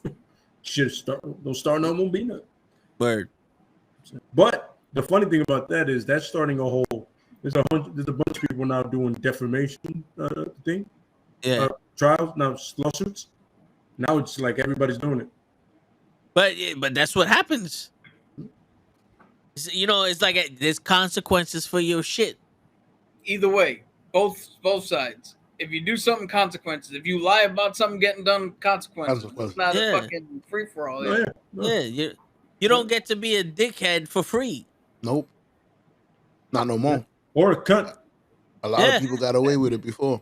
The only time, for some reason, and this boggles my mind, the only time you ever get to get a what do you call it? You ever get to get away scot-free is if you bully a kid to the point where that kid does something violent. Yeah. Then whatever you did to bully him doesn't fucking matter. It's all on the kid. Yeah. It's the only time you ever get away scot-free. Yeah. Which is fucking insane to me. Crazy. Word. Because you think about it, all these kids would not be shot if one adult would have been like, "You're bullying my man's. All right, y'all two gonna stay in this room. Y'all gonna have to fight." Assholes. Or hash this shit out or something. Yeah. Yeah, like y'all either gonna fight it out or talk it out. This shit's gonna end now. Ain't that's the weirdest shit ever in my life where you're like, yo, this kid was bullied. He shot up the school. He was a loner. He never said anything. Apparently he lives in a house that's made of guns. Yeah. Like, but what happened? What happened to the bully? Before that point? Yeah. To the people bullying him. What the fuck's going on? Nothing happens to them? Because most of the time, if I'm not mistaken, the people who get shot in these school shootings are not the people who they don't go target the bully. Yeah. They just shoot whoever the fuck shows up. Sometimes they don't even go to their own school. Yeah, it's like, you're in the wrong fucking homeroom. Pow! You know, it has nothing to do with the bully. Yo, They probably don't even get to the bully by the time they... There's a story that will live with me forever. This kid bring in a My Little Pony backpack. Wow. And he was getting bullied. And instead of dealing with the bullies, the school brought in the parents of that kid and told them, get him to stop wearing the backpack. What the fuck you mean get it? First off, there's a whole fucking community of grown men who legitimately like My Little Pony. No weird shit about it. They're just fans of the fucking show. 2, it's a colorful fucking horse and he's a kid. 3, why the fuck should he stop? Should stop the fucking kids bullying him. Like you're stopping the wrong people. Bruh. That's like somebody getting hit by a drunk driver and you're like, why the fuck were you in the street then? Yeah. You would have been home. We're gonna stop everybody from crossing the street because God forbid you stop the driver. It's easier to stop it's easier to stop the kid from expressing himself than to stop people making fun of him for it. Ain't that some shit? Yep. That's bullshit. And back in the day, that kid would have went to his parents and been like, yo, they keep making fun of me for the book bag. The mom probably would have been like, well, let's get you another book bag. The pops would have been like, go smack the fucking kid. Smack the kid in the fucking face and let's see how much he makes fun of you now. Yo, what do you call it? There's that story that Uncle Pete told us. He had a problem with a kid in school. So Grandpa was like, all right, what did he say at the park at this time? Took off from work, took him to the park. He's like, all right, there you go. Go kick his ass then. Yeah, go fight him. Again, they say violence isn't the answer. But it sounds a lot of fucking violence. It's a pretty good fucking solution. I'm just saying, 9 out of 10 times bullies, man. You punch one in the face, man, he's gonna be like, oh, I didn't expect that from you. It's a lot more. Just throwing it out there for you. There's a lot more coming, bro. Because usually, if you do it that instant, that moment, right there, the moment he starts bullying you, and you pop him once, most of them like, oh. You know what I'm saying? Maybe you get your ass kicked, maybe you don't. But he knows the next time that happens, he's going to have a fight on his hands. Yeah. And most bullies are cowards. They don't want to fight. They're looking for the easiest until they get hit. They're like, every time I hit this dude, he's going to hit me back and we're going to get in a fight. I'll probably kick his ass off. Out of 10 times, I'll probably kick his ass 9. But he's going to keep fighting me back. They don't want that. Yeah. They don't want none of that smoke. You know what I'm saying? They bully you because it's easy. They think it's easy. Yeah. You know what I'm saying? And most of the time, when you fight back, the bullies as soft as they get, man. Yep. Soft. You hit them back, they say, oh my God, you hit me. Muted, sure. Yeah, you were being a dick. Of course I hit you. And then I go to that school and be like, yo, answer your question. My son didn't seem like the violent type, does he? Yeah. So what did he do? Well, we didn't find any evidence. Well, I tell you this much. If it happens again, I'm going to tell my son to do the same thing. Tuesday, Wednesday, Thursday, 7 times on Friday. you better believe that's just gonna keep happening till something gets solved. Yeah, Yep. yo, Okay? And then I want to Yeah. see this kid's fucking father. yeah, And I'm Absolutely. yeah. At a certain point, if your kid's not gonna stop bullying my kids, then I start bullying you. Then Yeah, Mhm. Did you raise this? How dare you? yeah. I gotta see who raises coward, and it's most likely another coward. but the weird shit is the whole fucking. Oh, we gotta use our words. We gotta do this. Clearly, that doesn't fucking work. Because I've never seen a case where a bully goes up to bully a kid, and that kid doesn't try to talk his way out of it. Yeah. The only time that happens is if right before a tragic event happens, that kid just resigns himself to every. Oh, there he goes. Go ahead, hit me. But then he's exhausted everything he could think of. Mhm. So talking doesn't fucking work. The only time talking work is in diplomatic situations where entire nations are like, yeah, it's probably a better idea if we don't fucking massacre everybody. And even those morons get that shit wrong. Yep. I'm saying it's a thing of, well, try to talk it out. I tried. It didn't work. Oh, well, punch him in the throat. Call it a day. Yeah. And then when they call me in, I'm be like, yo, listen, you try to talk it out. My son got tired of that shit. I told him, hit him in the throat. Yeah. Here's the thing though. Talking it out only works after the fact that you guys fight. Yeah. Because if this kid is picking on you, it's for illogical reason. You cannot reason with someone who's illogical. You can't reason with someone who doesn't have reasoning to fucking bully you. So when you let them know, listen, you want some of this? Bow. This ain't what you want. When I'm smacking logic back into your fucking face, like, I'm not the one to fuck with. Let's come to the conclusion that I'm not the one to fuck with. Go about your business. Okay, cool. Now we work this shit out. You can't fucking with the wrong person. Word. And I showed you I was the wrong person. You want to admit that I'm the wrong person? Yeah, all right, cool. Now go find someone else. That's how you talk it out. When I fucking show you, bow, not the right. I'm not the one. You're right. You're right. I'm glad you opened up my eyes to the fact you're not the one. I'll go over there and talk to Hector. The only other time talking actually does work is if at the very start you make it clear that the words people are going to say to you, A, don't affect you, and B, are not funnier than what you can say about yourself. Because if you make fun of me for something, I just got to show you that whatever you say doesn't affect me. And shit, you want to make fun of me? I know this fucking shit's ridiculous too. That's me. I'm just mad that your mom bought it for me. Oh, got him. I'm here all week. So that's the only time talking before it starts or after we fucking have to handle it.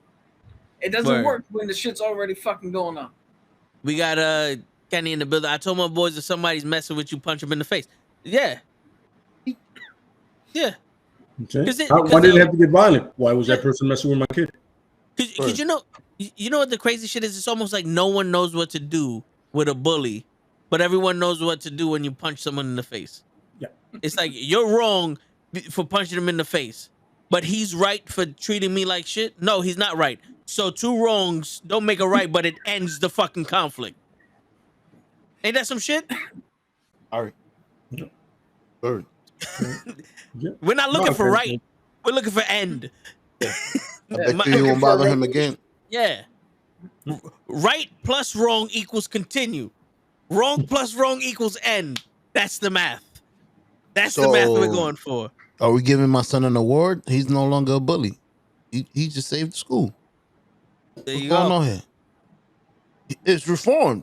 He's no longer bullying nobody. He's over there playing chess. He's chilling. He got a cardigan. Yeah, all he needed was un cocotazo. Boom. Oh, I'm sorry. But then again, here's another thing that you guys gotta realize: like, if my son is bullying someone and they tell me, and I discipline my son, it's only gonna piss my son off more to bully this fucking kid even more. He's like, I'm getting my ass kicked by my pops. You gonna get your ass kicked by me too. You know what I'm saying? Because I know my temperament. And if my kid has my temperament, they're gonna be like, well, I'm gonna fuck you up because now you got my pops involved. It can only be stopped between those two people. Yo, But that's not how I would treat it. I would bully my son. You want to bully? All right. From now on, I'm gonna bully you, and I will start bullying him on purpose. You'll go like start picking on him. Yo, you like that? Go get me something to drink. You like that? Yeah, Give me but your then money. What's in your pocket? he's gonna learn That's from not bullying. you. That's not bullying. That's slavery. Yeah, no, but he's gonna learn from you. I'm just saying I would do the same thing he was doing to the kid. Just No, I get it. No, I hear you, but he's gonna learn from you either how to bully somebody or how to be a punk because it's like, oh, there's someone bigger than me. Now I can't defend myself. I can't stand up for myself. True. You know what I'm saying? Because when you demean someone, they can learn from that, and that's how they be forever. yo, you know how you follow this? The one thing that I've seen that is lacking in this time period is empathy. Yeah. Because if you can get the bully to empathize with how shitty that kid feels every time he does something, if he's not a fucking psycho, he's gonna turn around and be like, I gotta stop. Because if I feel like this when this shit happens, then he feels that then it's not funny anymore. Yeah. That's the thing that's missing is empathy. Yeah. The transfer of aggression from you getting treated that way to treating someone else that way doesn't help you out. So why are you gonna do it? That and kids absolutely learning how to fight. Yeah. I tell everybody, anybody that I know, yo, how do you know anything about yourself if you've never been in a fight? You learn something about yourself when even if you lose. You know what I mean? Listen, I suck at this, but at least I threw hands. I didn't enjoy it. You can it. either go and learn or just keep sucking, but know that when time comes, you will throw hands. It's not going to be good. Yeah, that was. You have enough courage in yourself to throw hands. You know what I mean? Or nails or slaps, whatever the fuck I don't know, whatever you do. Whatever you know how to defend yourself with. You know what I mean? But I will tell anybody, learn the basics of fighting. Boxing, whatever. Learn how to throw at least 3 punches, man.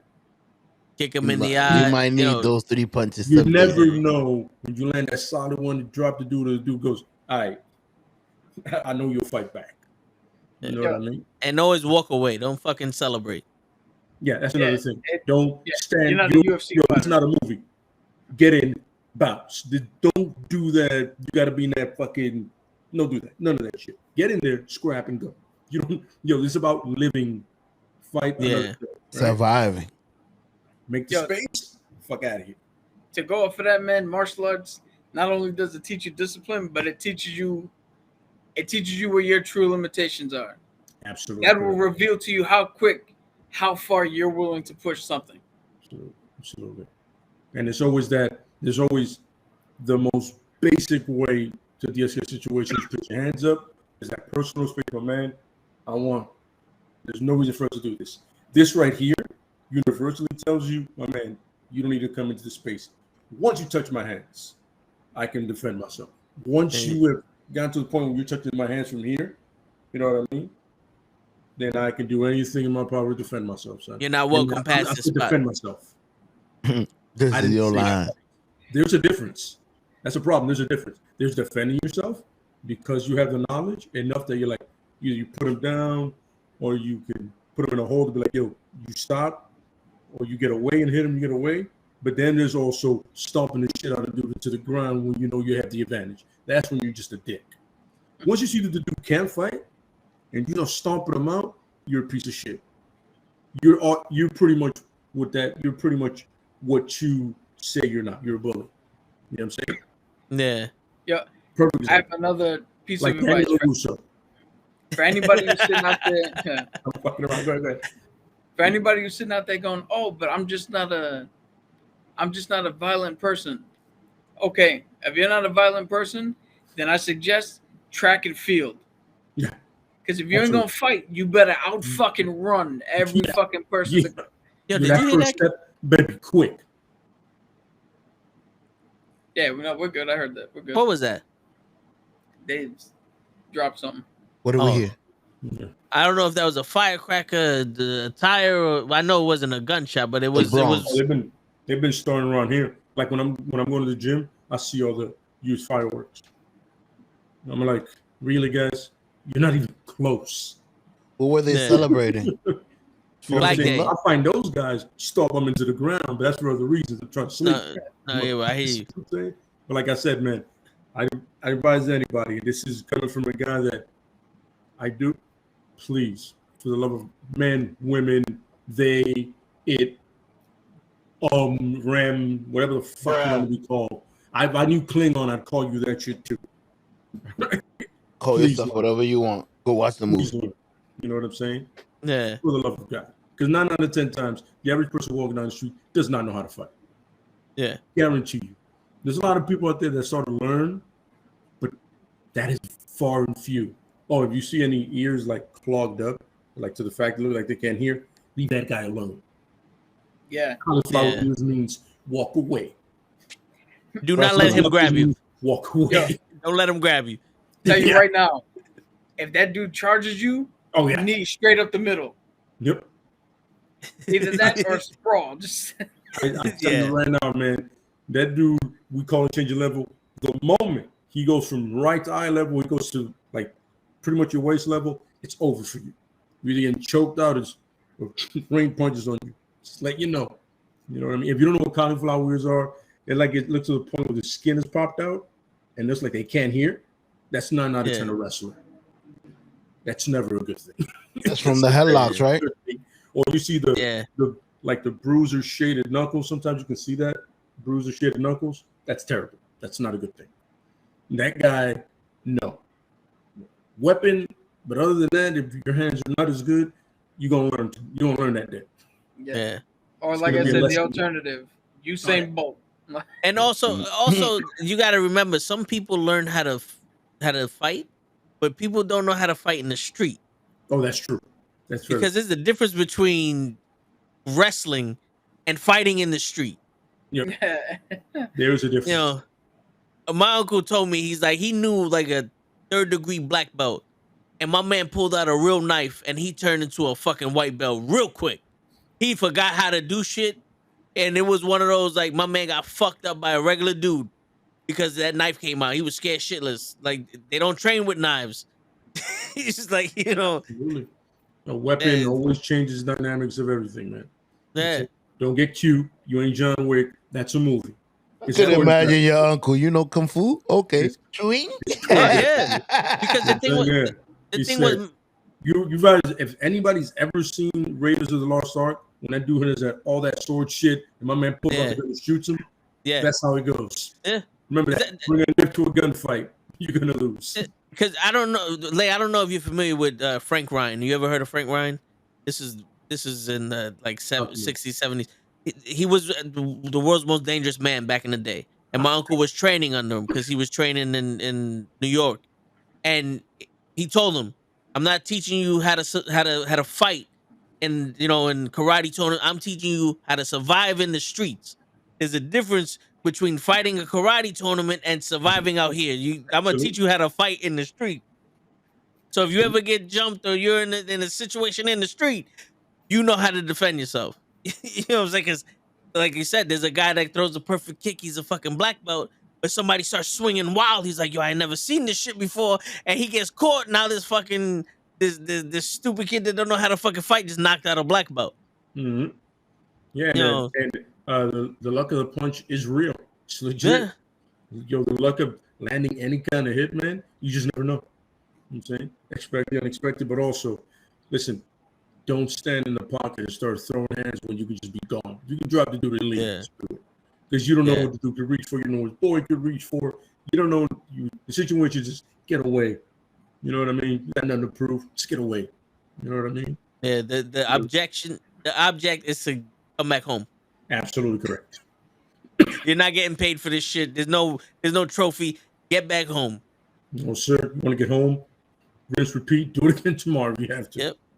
That's it. Is the saddest thing is having to live your life looking over your shoulder.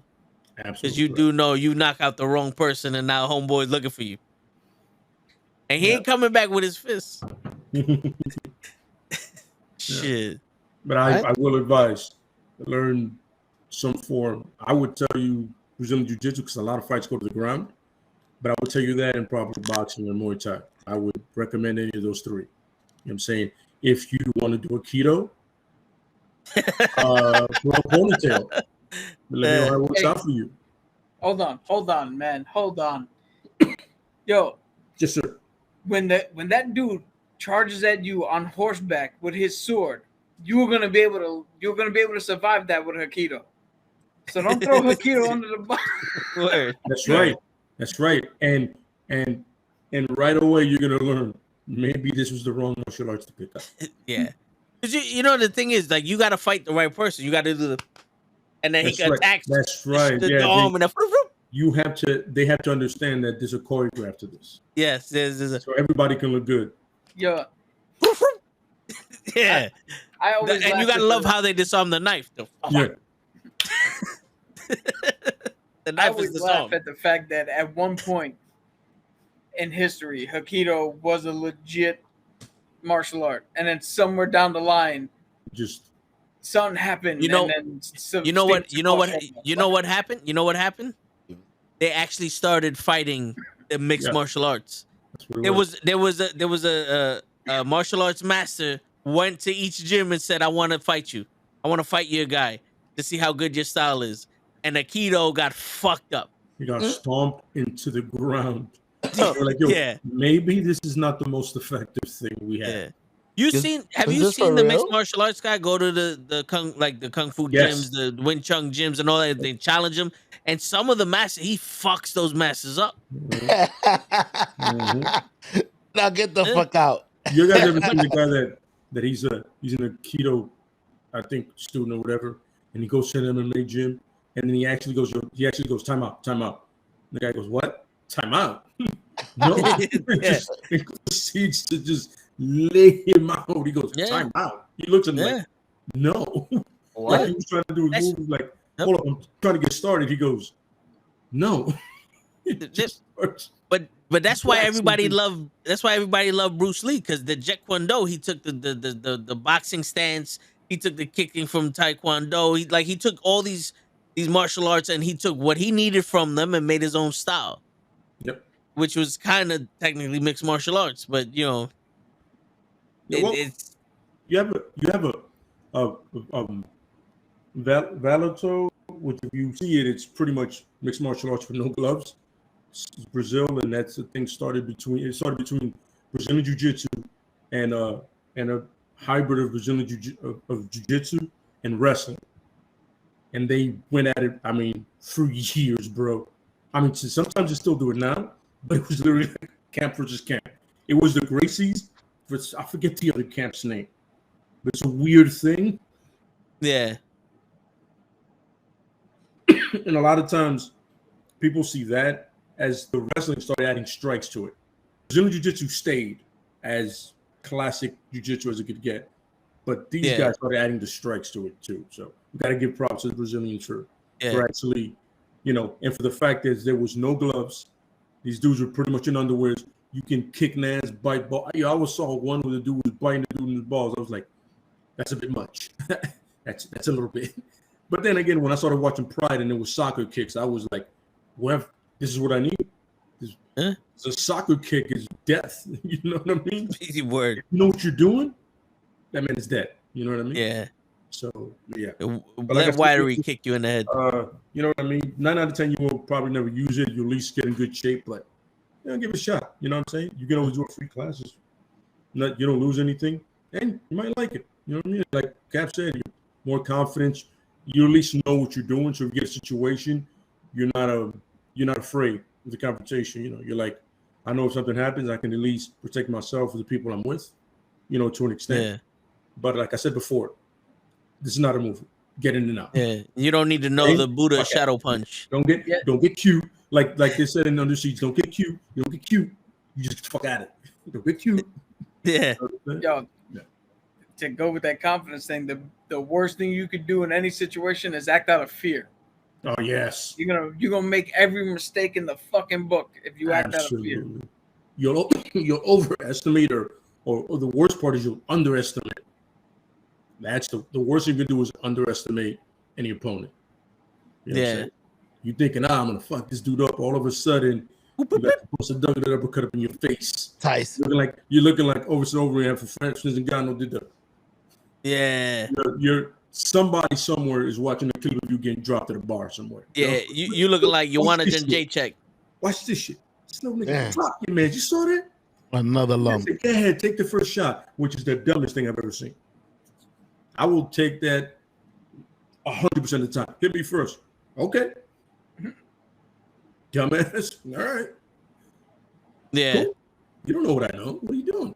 You don't want to get popped and be like, exactly. Tell you, in and out, fuck out of it. Or if you can talk it out or you can just walk away, trust me, do that. Listen, anybody who's like, oh, you being a bitch ass. Man, I got a family that I care about.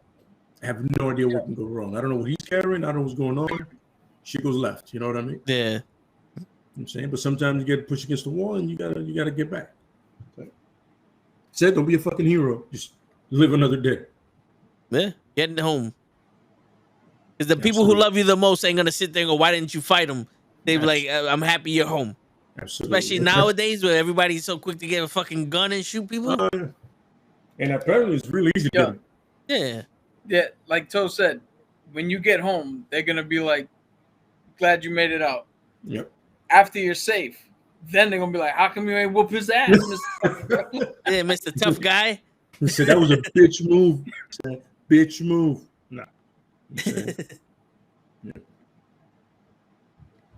But yeah, man, that was we ran over a little time, but that's well informed people who stay to watch it.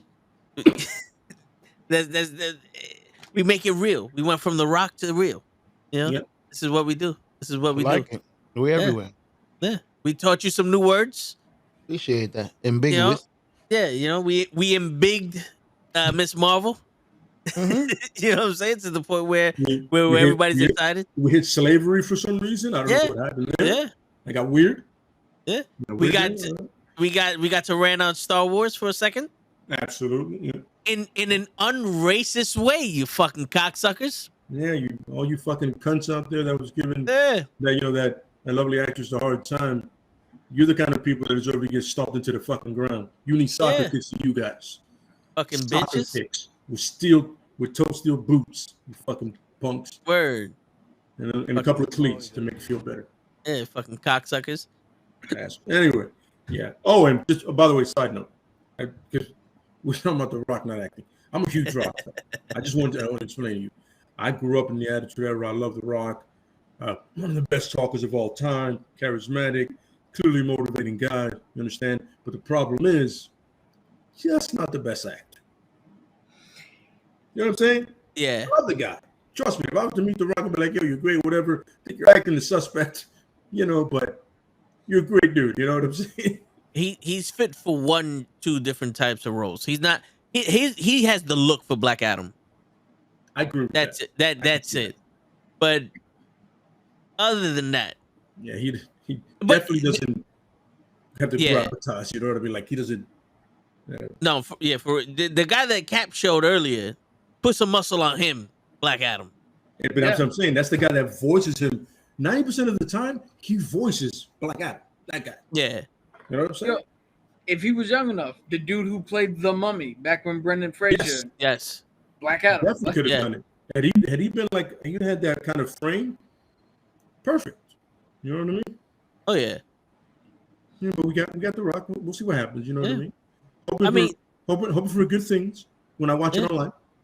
No, listen, it may not be the Black Adam we know, but with The Rock involved, we can at least enjoy some parts of the movie. You know what I'm saying? I don't think The Rock's gonna give us Batman versus Superman, like that level of trashouty. But he's gonna give us something. He might give us a Suicide Squad 2-ish. So if it's like some cool shit happening there, but that's not Black Adam. If The Rock gives us a Hobbs and Shaw kind of feel to this movie, I will not be upset. Yeah, I would prefer it be Hobbs and Shaw or like a fast movie than him try to be something that he can't pull off. You know what I mean? Yeah. Like if it's gonna be absolutely ridiculous, and it's a funny superhero movie, so it could be absurdly ridiculous. But don't try to give me a rich story when you can't pull it off. I'm hoping that it's like Skyscraper. Ah, good one. Have you ever seen that movie? But that movie is like you walked out of that movie going, "That was a fun time." Not realistic at all, but it was kind of fun. Yeah. It's one of those like, yo, that was fun. I don't think I'm gonna watch it again. It'll be in the background. Like I'll play it in the background while I'm doing something, you know, like getting ready to do something. But I'm not gonna sit there and go, I'm not doing this again. I'm not doing this again. Word. I just hope it's not one of those movies where you go, fuck, I actually paid to see this. Because we saw Ambulance on Peacock, and in my head, I was like, I wouldn't have been mad if I paid to see this. Yeah, Really? no, Ambulance was for Michael Bay, one of his better fucking movies. Well, I mean, you had Jake Gyllenhaal and the guy from Candyman. Yeah. How did you get that dude's name? I forget his name. His name is hard to pronounce. Yeah, but you know what I'm saying? I know he's a good actor. Jake Gyllenhaal is still a good actor. My whole problem was Michael Bay. Yeah. Yo, it was funny because my problem in that situation is not the actors, it's the director. The opposite of Black Adam. Yeah. It's not a Bad Boys movie. It's not Bad Boys, but it was a good movie. It was enjoyable. I wouldn't have had a problem if I paid to watch it. I think I would have. It's a good movie to watch. Surprisingly emotional. Yeah, and it's on Peacock. No, oh, cool. Okay, yeah. Because I saw the two actors when I saw them. I was like, I like how they work. I don't know who the girl is. That's with them. She's good. Did pretty good too. Yeah, okay, she did. But I'm like, these two by themselves make me want to see it. Yeah. And I saw Michael Bay. I was like, God damn. Dude, that's so sad. She's not just a pretty face in the movie. She actually does pretty good. All right, cool. Yo, but don't be surprised if the feels start coming up. Oh, okay. There's a lot of emotion in this type of movie. All right, I appreciate pleasant surprises. So good. I'll tell you one thing. Cruz will watch this movie, and at no point would he go, "You're losing me." For real? That much action? Oh yeah. Yeah. It's fast paced. It's a fast paced movie. Yeah, because if there's anywhere from a 5-10 minute drop, Cruz is gone. No, yeah. I watched it. I watched it before. I've seen it in person. He was like, "That's enough." Just he did it on stream. Yeah, he did. He was like, "All right, this movie's good. All right, you're losing me." It's enough. Yo, I implore you guys to go watch the Interceptor. It's on Netflix. I watched it today. I heard that it was like one of the worst movies Netflix has done. I want other people to watch it that I know to see what their opinion of it. Huh? Because I don't think it was bad. It was all right. A couple of things with me being military, I'm like, get the fuck out. No. But it's funny. That's what I do with any like those certain fighting movies. You know, you're like, I don't know, man. It's weird. You know what I'm saying? That's I don't know. I don't think I'd go about it that way. Or you just look at it and go, "Well, this is complete bullshit." But it's entertaining. You know what's weird about that movie? As I'm watching it, I'm like, oh, so this is one of those turn your brain off type and just watch the shit. And then I had that moment of self-actualization or self-realization where I was like, but I can't do that for a Fast and Furious movie. So I'm not going to turn my brain off for this. And I'm just going to, if something bugs me, I'm going to say it. But I'm still going to watch this. Yeah. It's funny. And I tried that for 9. I carried it. I did for Hobbs and Shaw, though. When I went to Hobbs and Shaw, I was like, let's go. Let's rein in the bullshit. Well, because 9, it was like, you can't turn your brain off. They try to connect shit. Like, they try to connect the dots to planets. Because it was like, wait, hold on, wait. How does he have a How is this guy, who we have no idea what his ethnicity is? He just loves Cuba and Dominican Republic, but he has a Mexican fucking father and a white brother, 100% blood, and a Colombian sister. Like, what is he? Yeah. What is he? Where is the mother? Who's the mother out of these children? How many mothers do you got? These are 100% blood relatives, and we're just meeting the brother. By the way, he was involved in the first one. What happened there? You retconned the shit out of the Fast and the Furious. Not to mention the 30 seconds that I saw, 10 years before you meet him on screen, he was 5'4" and a full-grown adult, and now all of a sudden he's 6'4". I'm like, wait a minute. So how long did you drive for, and what did you have while you were driving? Did you grow up in the car? Yeah. What was going on? He was a goldfish. He was in a small car, and then they gave him a big one, and he grew to the size of his environment. Right. And it's funny because I'm like, the moment I saw who the father was, I was like, wait a minute, this guy's Mexican, isn't he? I've seen him in Mayans. This is what he. Yeah. Like, oh, what? Okay, now I'm completely confused on who belongs to what race and who's nailing what. What? Yep. Yeah. And then all of a sudden, when the car Tarzan swings and the chastity didn't pull out of it, I was like, yeah, he was still able to drive that car after he By the way, I'm swung throwing from it out one there. mountain to another one. That chastity should have completely ripped out, and they all should have been dead. Letty and Dom should have died. By the way, like 15 movies ago. But at that point, Yeah. they didn't even die. I'd be like, yo, you're dead. Yo, my favorite part is somebody in the writing room went, hey, you know what hasn't been done before? Let's do the thing where the bad guy is the complete same as the hero. But let's do the twist. They're brothers. Like, what? There's every movie that he's a brother or he's related or they're the exact same shit. Or my favorite thing is this guy is a special black ops. like this guy is better than Dominic in driving and stealing and spying and everything, every category. They build a superhuman. He had no role. Like, he literally did nothing that a normal person could have done. He did nothing special in that movie. He didn't outdrive Dom. He didn't outfight him. He didn't outspy him. Dom found a thing and someone just said, oop, that's mine now. You don't need a special ops guy to send an army to go steal some shit from something they just stole. That's why I love 7, because the transporters SAS, some of the best military in the world. Those are guys. That's the British Special Forces, right? Legit trained, badass dude. And somehow with street, that's every race under the sun is kicking your ass. Yeah. No. Yeah. I'm sorry, sir. No. That movie should have ended the first time Shaw got a look at him on some sniped. It was fun while it lasted. Yeah. End credits. It's all over. We're done. Guys, let's wrap it up, because if sniper rifle, he's dead. We're done, right? Yep. And it's funny because then Jason Momoa is in the next one, but I think he's the villain. Probably, yeah. Of course, he's the villain. Yeah. Where else can we go? My favorite shit is my guy beats the fucking Yakuza who turns out to be a super spy. Yes. Like, Jason Statham kills Han, who was in Tokyo Drift just a fucking regular Yakuza guy. Mm-hmm. But now he's super spy. Absolutely.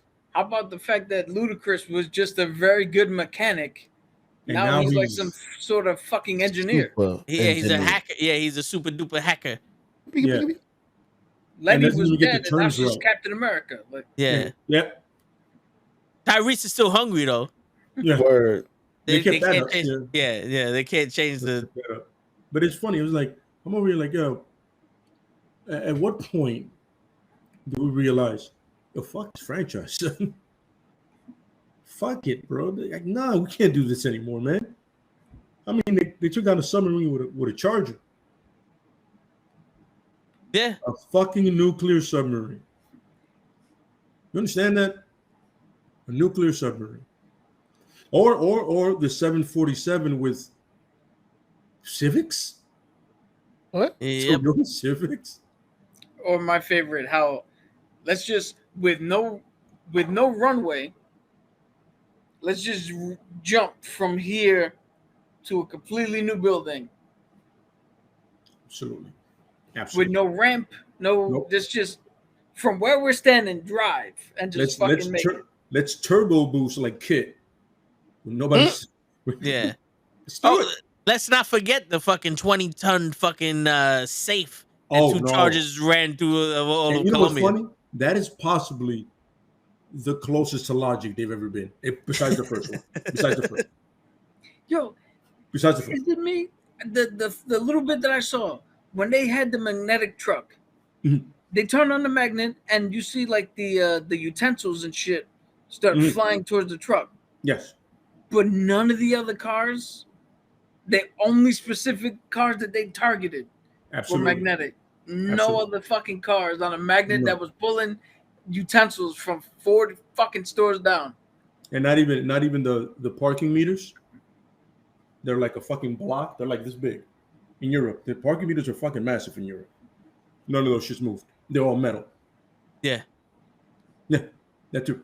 That too. So once again, we go from stealing stereos to flying something to space, I guess, right? They a Corolla. A Corolla A to Toyota Corolla went to into space. space. Yeah. With they had scuba diving suits. The old school ones that they used Okay. in the Cuban Gooding Jr. movie with Robert De Niro. Men of Honor. Men of Honor, yeah. That's a fun movie. I like that movie. Yeah, yeah. Okay. I love that movie. But Yeah. That's how so you can handle the truth. we go from stealing stereos That's a and Few Good Men. owing me a 10-second card to Which in It's fine. actuality, that fucking kid that was the mechanic for Dom would have been the most realistic to be a fucking super hacker because That's he was true. on the spectrum and he fucking did that shit. That's He true. made the model of that Supra. Mm-hmm. Mm-hmm. Yeah. Ludacris just put an ejectocito cuz in the fucking in the My car. favorite and, button. That's my yeah. favorite button. You know what's now- funny? And here's another thing, right? Itchy stuff. Even that one, Too Fast and Furious, I mean, you're a criminal, so they would put a criminal to a criminal element, right? Like criminals recognize criminals, right? Yeah. That shit happens sometimes. They rat on each other. You know, that's been done. I got it. No problem. You infiltrating the drug dealer. It takes time off your sentence or whatever. My man, I am not hiring street racers to go up against special forces. It's not happening. Unless I want them all dead, which most likely is why I'm doing it, because I'm a prick. I don't care what car I give you, son.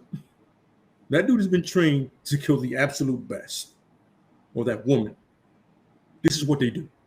They wake up, train, murder, go back to sleep, get paid. This is what they do. You race your car from here to there and maybe lift some weights. You're going to die. Yo, Yeah. they should have named this. They should have named this franchise the Suicide Squad. Absolutely correct. I agree 100%. I'm saying. Or the Miracles, because they pull that shit off all the time. Oh yeah. Yeah. Yo, can you imagine that? They're the God. Inhumans. Yeah. I remember Tyrese, and remember he said something, yo, we have to be invincible or some shit like that. And I was like, Red Sonja, let's do this.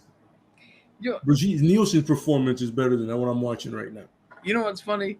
It's more believable for a kid to get an entire stadium at a LA Angels baseball game to believe that there are angels literally in the fucking outfield than half the shit they do in the Fast and Furious. Like, I'm over here like, so when Dom was like, I saw this thing where he's fighting all those guys. I go, so is he the Hulk now? Was he Superman, or am I getting this wrong? Like, he destroys like 40 dudes. I'm like, well, did I miss something? Did he take some Compound V and I didn't see this? No? Yep. Okay, cool. I'm just wondering, you know what I'm saying? Yeah, 9, I was like, I can't do this anymore. I'll laugh at like commercials and like I can watch all the trailers from now on, and I'm like, I'm not watching this shit because the next one is apparently it has the X-Men coming in because it's FX. I saw the X. I was like, oh, that's the X-Men. Oh, cool. Let's see if he destroys Logan somehow. Right, Show? Right. Yeah, I What just about- want them to name one character Gene, just so Dom Gene. Gene. Oh my god! I tell you this much: if they make an X-Men movie, I want to see at least one where that meme comes to life. With the picture, give me a minute of Wolverine on some in his X-Men suit on the bed, and I won't bother anybody ever again. You gotta have that. You gotta happen. Yeah. You know, Marvel's mad meta with shit like that. They love doing that. They love fucking around. Word. Has the movie Wolverine ever worn that actual suit, that yellow and blue? No, the closest they came was in a deleted scene for the Wolverine. He opened up a case and it was in the case. Yeah, they had That's the closest they've the ever brown come. suit. Yeah, the brown and yellow one. Yeah. That was the closest we got. But yo, on that note, everybody, we went whiles. We made up for the fact that we was off last week. But yeah, we hit a lot of shit. But on that note, everybody, it's your friendly neighborhood knucklehead signing out. Tune in tomorrow. We got another Bob Hope movie to watch. Free, public domain, motherfuckers. It should be a funny one. But peace.